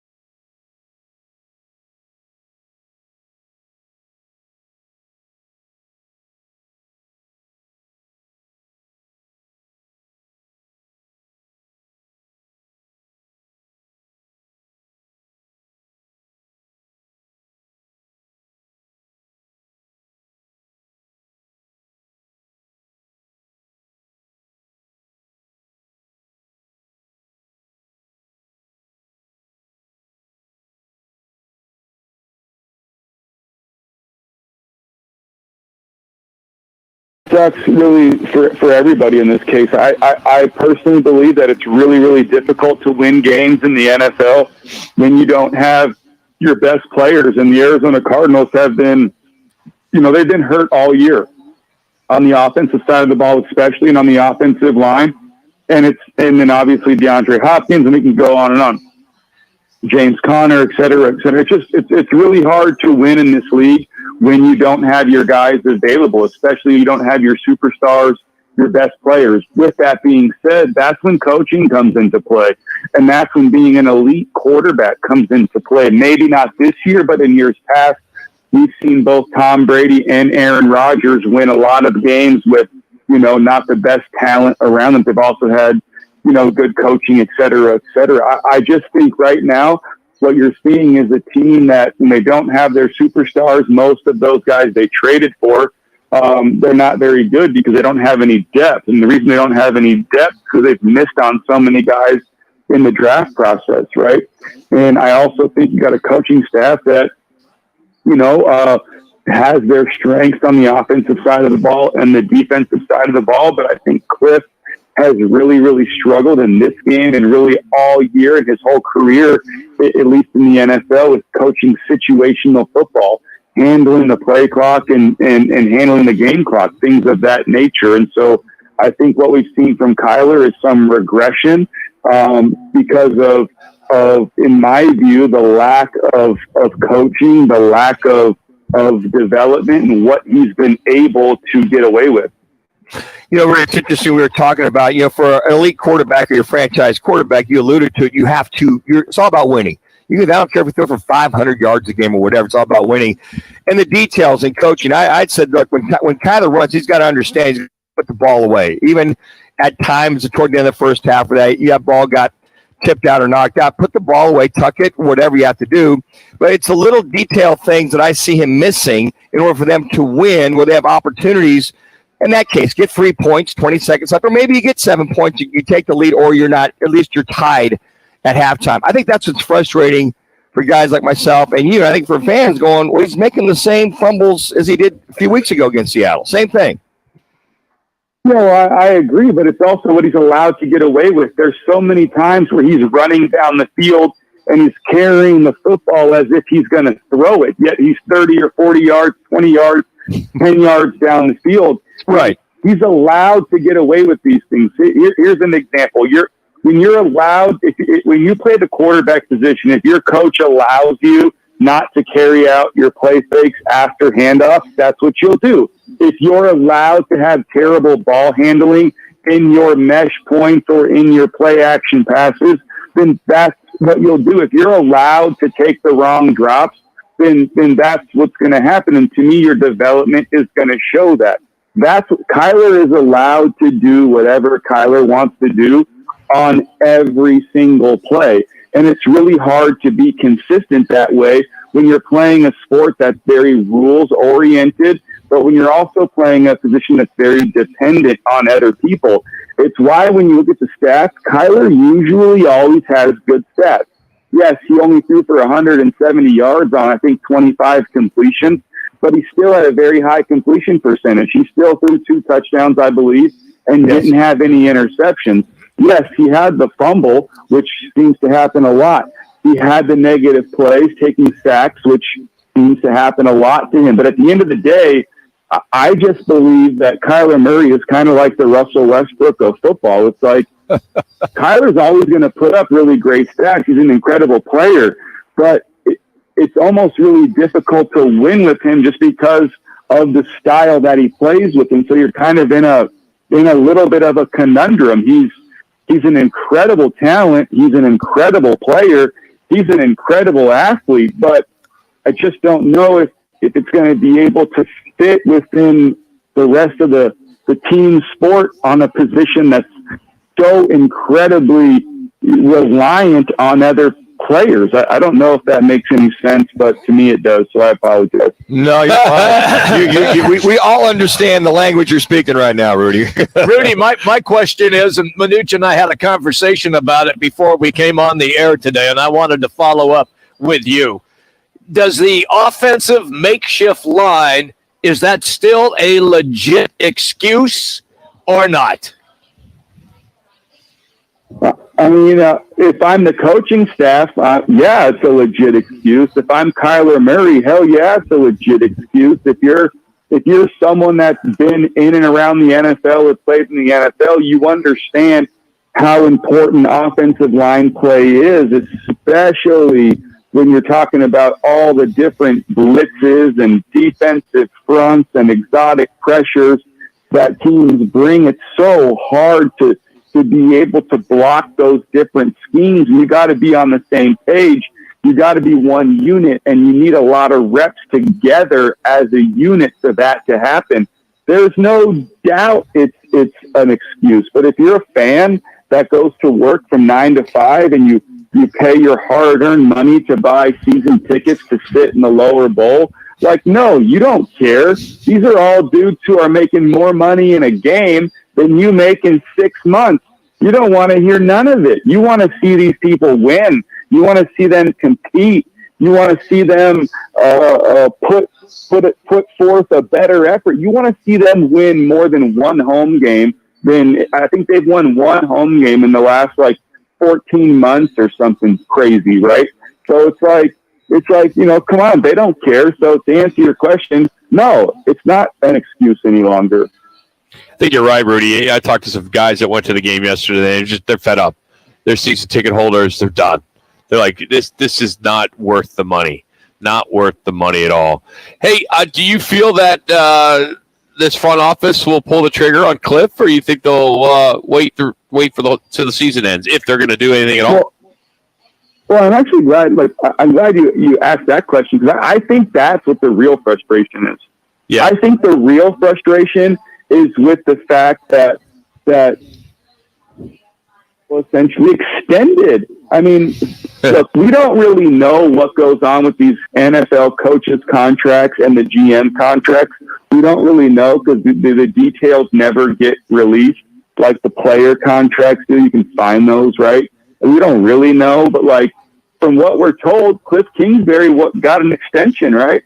From what we're told, Steve Keim got an extension, right? And I think that's true, and I believe that's what the problem is with the fan base. I think the fan base is upset based on how last season ended, based on really how every season ended since Cliff has been here. And I think most of the fan base feels as if, why would they go and extend these guys' contracts? Why would they do that? They didn't. It was premature. They didn't need to do that, because now we're in a situation where it's going to be much, much more difficult to fire Cliff if you've just extended his contract and you owe him a bunch more money, right? But it also makes it difficult when most people believe you have a really, really good coach out there in Sean Payton, who could probably, the worst case, could probably come here and make Kyler Murray a better player, right? I mean, he at least has the track record with scheme and offensive play, execution, quarterback development. We think that he can come here and at least, coach up Kyler Murray and get much more out of Kyler. So real quick, Rudy, so if that is the case, let's just hypothetical here. The Indy job is going to be open now. The Carolina job is open now. All right. And Peyton's going to be able, if he wants to come back, he'll be able to pick where he wants to go. Do you think he would lean towards Arizona if that was a choice because of Kyler? Because he's got the quarterback? Those other two teams really don't? I mean, I would imagine that Sean Payton's going to want to go somewhere where, he's going to have a lot of control. Sure. He's going to want to go somewhere he can golf. He's going to want to go somewhere the weather is good. He's going to want to play an indoor place, right? His offense is better that way. He's going to want to have a lot of control, I think, over the draft and over the 53-man roster and all that stuff, right? But, I don't know if they're willing to give him that here in Arizona, but you do have a quarterback. The Colts don't, the Carolina Panthers is a really weird, crazy situation too. I think this is a good spot for a guy like Sean Payton, but it's not like the Bidwells are known for, opening up the just writing blank checks. And if you're going to move on from Cliff Kingsbury, you're probably going to move on from Steve Keim too.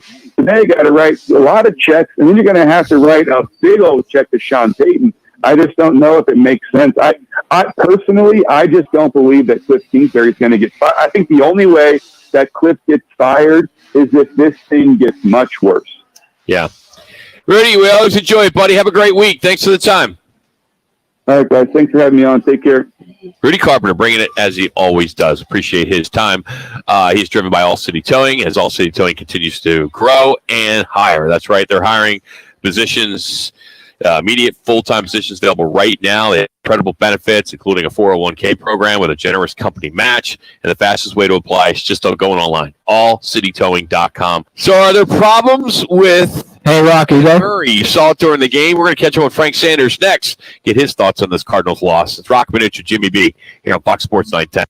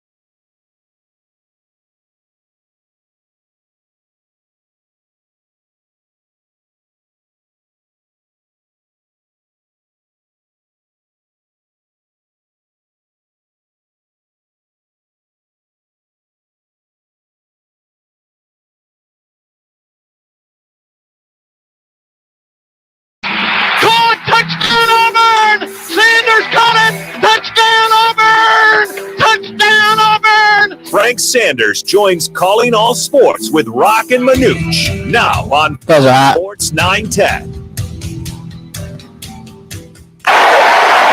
Third and short, Kyler Murray.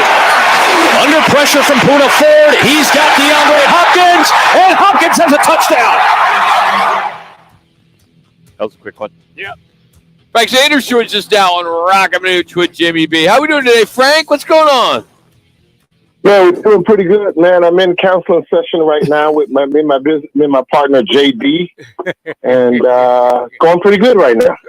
Yeah, is Cliff Kingsbury in there with you to kind of have that talk it out kind of thing when you just kind of meet and just see if you can agree to disagree, or is there irreconcilable differences at this point in time, Frank? I'm just checking.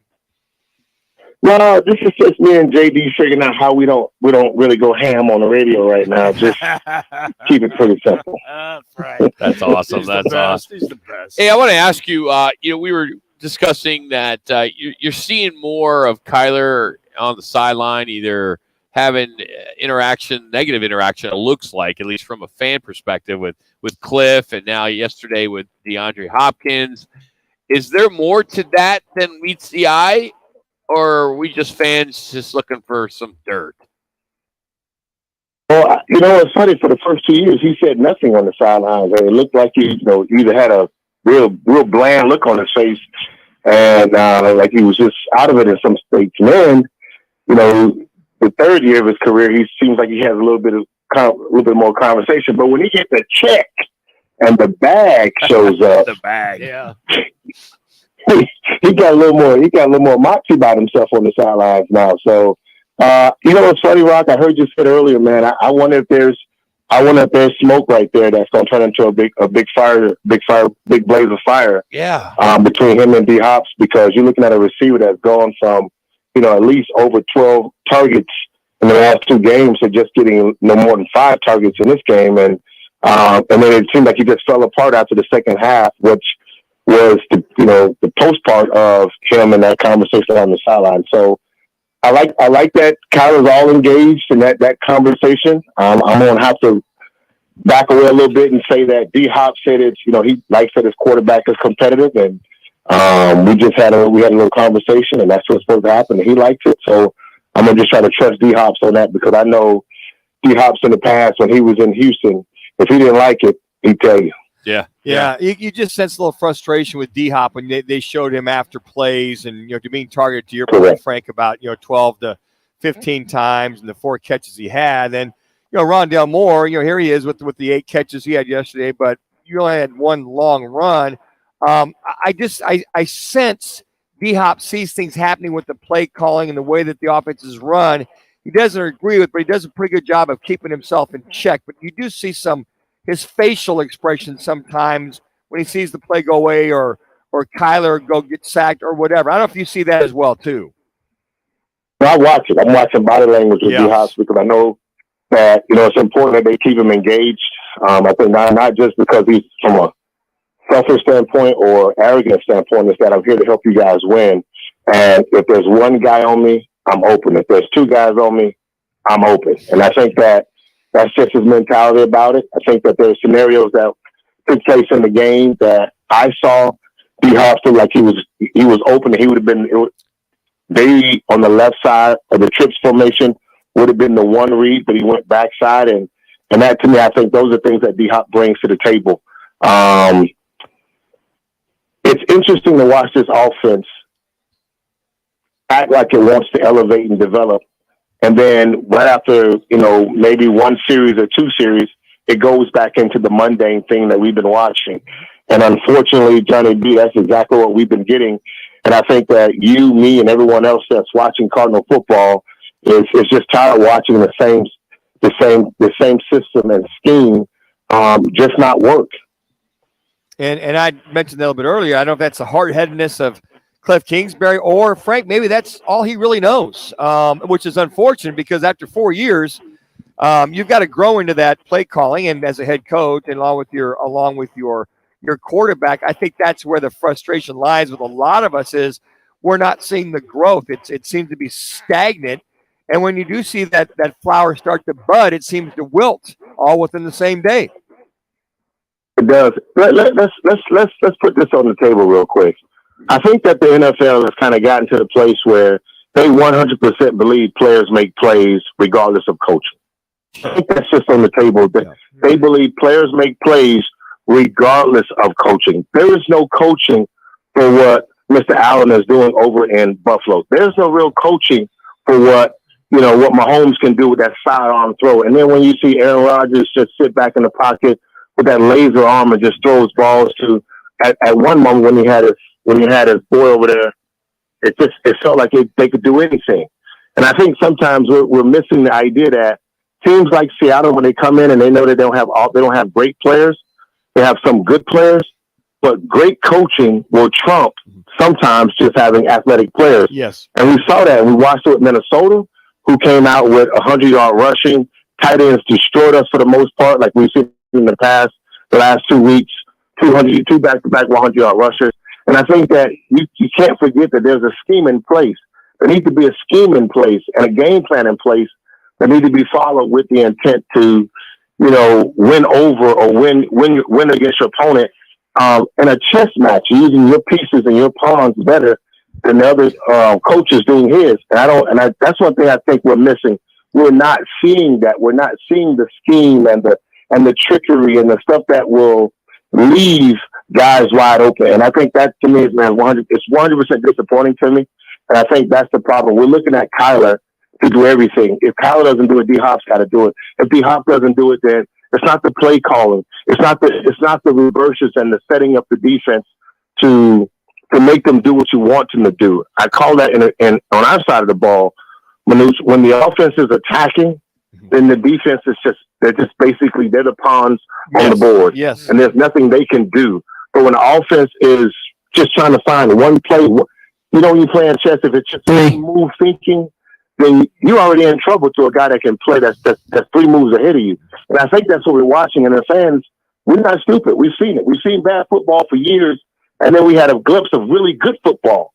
And right now, it looks like we're back at bad football. All right, let me follow up with that then. Today, the Indianapolis Colts fired Frank Reich as their head coach. Is it time for something that drastic to take place with the Cardinals, or are you still waiting?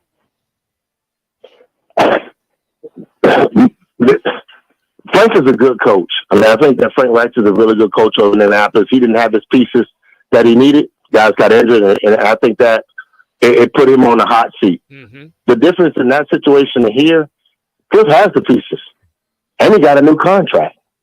And so there should be a conversation where he should be playing better and doing better. We're talking about a coach that started his NFL career at 5-10. Next year he went 8-8. The following year he went 11-6 and lost in the playoffs. And now we're 3-6. And I think that's the part where you've been watching not necessarily anything change in the offense or the team per se, in its mannerisms, how it's going to be great, what's supposed to be developed, who is being developed. In my best opinion, because Mike is Mike, Mr. Bidwell is Mr. Bidwell, and I'm speaking in regards to Mike Bidwell, I don't think he's going to fire him right now. I don't. I think that Irsay over in Indianapolis had enough. I don't think Mike has those same regards when it comes to what he just did with Steve Keim and Cliff Kingsbury. And I'm sorry to say that to not just to you, Jimmy B, but not to everyone else that's listening. Okay. Way to bring it, Frank. Yep. After your meeting, you go hit some balls or what? Or is it too cold for you? Therapy. Come on, man. Yeah. Therapy. Me and That's a meeting, man. Yeah, no. Me and my counselor, Jack Daniels, we just don't keep talking. I love it. Frank, we love you, buddy. Have a good week, man. Thank you for your time. Love you, brothers, man. Y'all be safe out there, man. Thank you, Frank. Thank you, Frank. That's the one and only Frank Sanders. That You was can check great. him out That on was great.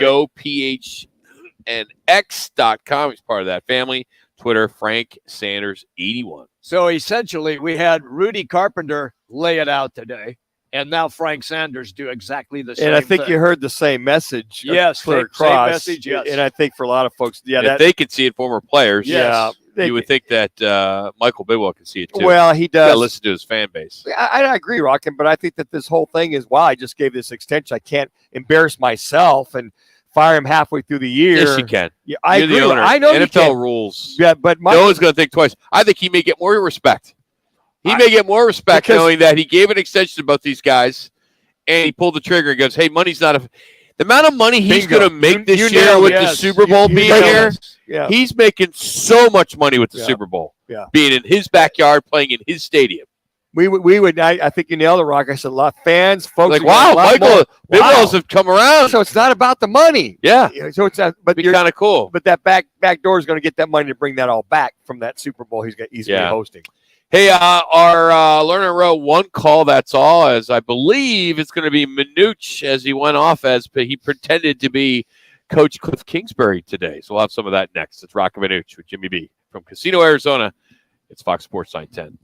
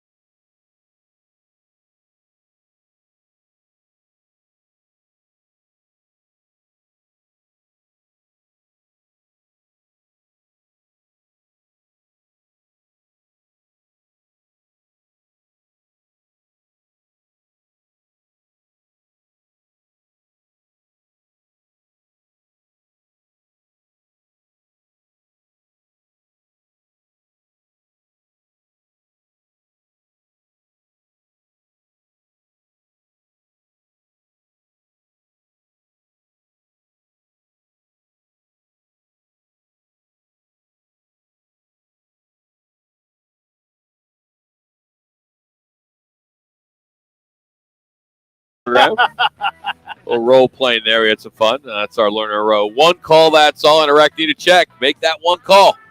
It's 602-977-1900 and always at learnerrow.com. They can help. Free consultation as well. Again, one call, that's all. 602-977-1900. Let's get to what's on tap tonight, which is brought to you by 72 Sold. What's on tap? Powered by 72 Soul. A look at the top sports action tonight on TV. Get our price, a higher price at 72soul.com. All right, let's start locally. Coming up at 5 o'clock. Tarleton State. Yeah, Tarleton. Tarleton State plays ASU basketball. It's on the Pac-12 network. Games downtown here in Tempe, or just down the street from where we're at. 6 o'clock on NBA TV and Bally's. You got Suns at the Sixers. Yep. And then Nicholls State is in Tucson to face the Wildcats at 7:30 on the Pac-12 network. So you got back-to-back ASU and U of A tonight as officially opens up basketball season. Monday Night Football, 6:15 start on ESPN, Saints and Ravens. And then went for Manuch, Dancing with the Stars on the Disney Plus, and The Voice. It's part 3 of the knockout rounds, Manuch. Yeah, so on NBC 12. I'm disappointed that some of the 2 stars that voting are moving on. Pretty much are going to. Who's that? I don't watch the show. Yeah, I don't either. Yeah, the gal. I knew you watched it, Manuch. You always act like you don't watch it. I do. The fact you know. I love watching The Voice. It's a great show. You get some outstanding talent. So instead of watching Monday Night Football, you watch The Voice. Oh, so no. You can't work on Monday Night Football trumps. We tape The Voice, and we'll watch that next tape the show? Oh, yeah. I enjoy watching that. Dance with the Stars, The Voice. The fact There's a couple good ones are on there. It's good. The Voice. Yeah, good. The Voice is good. Just hand it over. Man card. Yeah. No. Hand it over. I think I've got a man card there because I admit that I watched. Oh, is that how it works? Yeah, Gwen Stefani and her husband, country western star Blake Shelton. Yeah, Blake Shelton. Yeah. They're very, very good. By the way, they're done? both They're the ones they're moving on. Yeah, it's about time. Gwen wasn't real happy. Hey, Ryan Reynolds, I like him. He's going to be at Jimmy Fallon tonight. Dana Carvey will be on Jimmy Kimmel. Ryan Reynolds is interested in buying the Ottawa Senators. So, Manuch, Yeah, you can watch that tonight and tell your girl that, well, it's a sports story, so I got to be involved. Hey, What's on Tap is powered every day here on Roc and Manuch with Jimmy B by America's leading home selling program at 72 Sold. And I cannot know by now, we talk about it every day. That 72 Sold is the easiest way to sell your home for top dollar. So, for the easiest, fastest, most profitable way to sell your home, head to 72sold.com. To get a higher price for your home, go to 72sold.com. Our State 48 Roofing, it's your question of the day. It's your call. It's your call. It's your call question of the day. It's your call, a question of the day. Go to at Roc and Manuch. I didn't write that. I had that written MLS or MSL? Yeah, it's the MLS. That should have made our Learner Row call. MLS. That should have made the call on Jimmy. Yeah, it's your call. I'm sure that may make our Friday rewind. That may make the Friday rewind. Oh, okay. So anyway, here it is. Go to at Roc and Manuch for our State Farm Review. It's your call question of the day, Jack. It's not question of the day since he rewrote it. Do you have confidence the Cardinals? Yes, I'm going to throw the rookie under the bus. Do you have confidence now that the Cardinals are 3-6 can still make a run at the playoffs? And here are the answers. Yes, could get hot, or no, too many issues. No, too many issues. 100%. Why is that? Too many issues. Yeah. A little bit of a stretch on the question, but you never know those hopeful individuals out there that are true diehard Cardinal fans. Even they're saying, no, there's they're too many issues. They're toast. Yeah.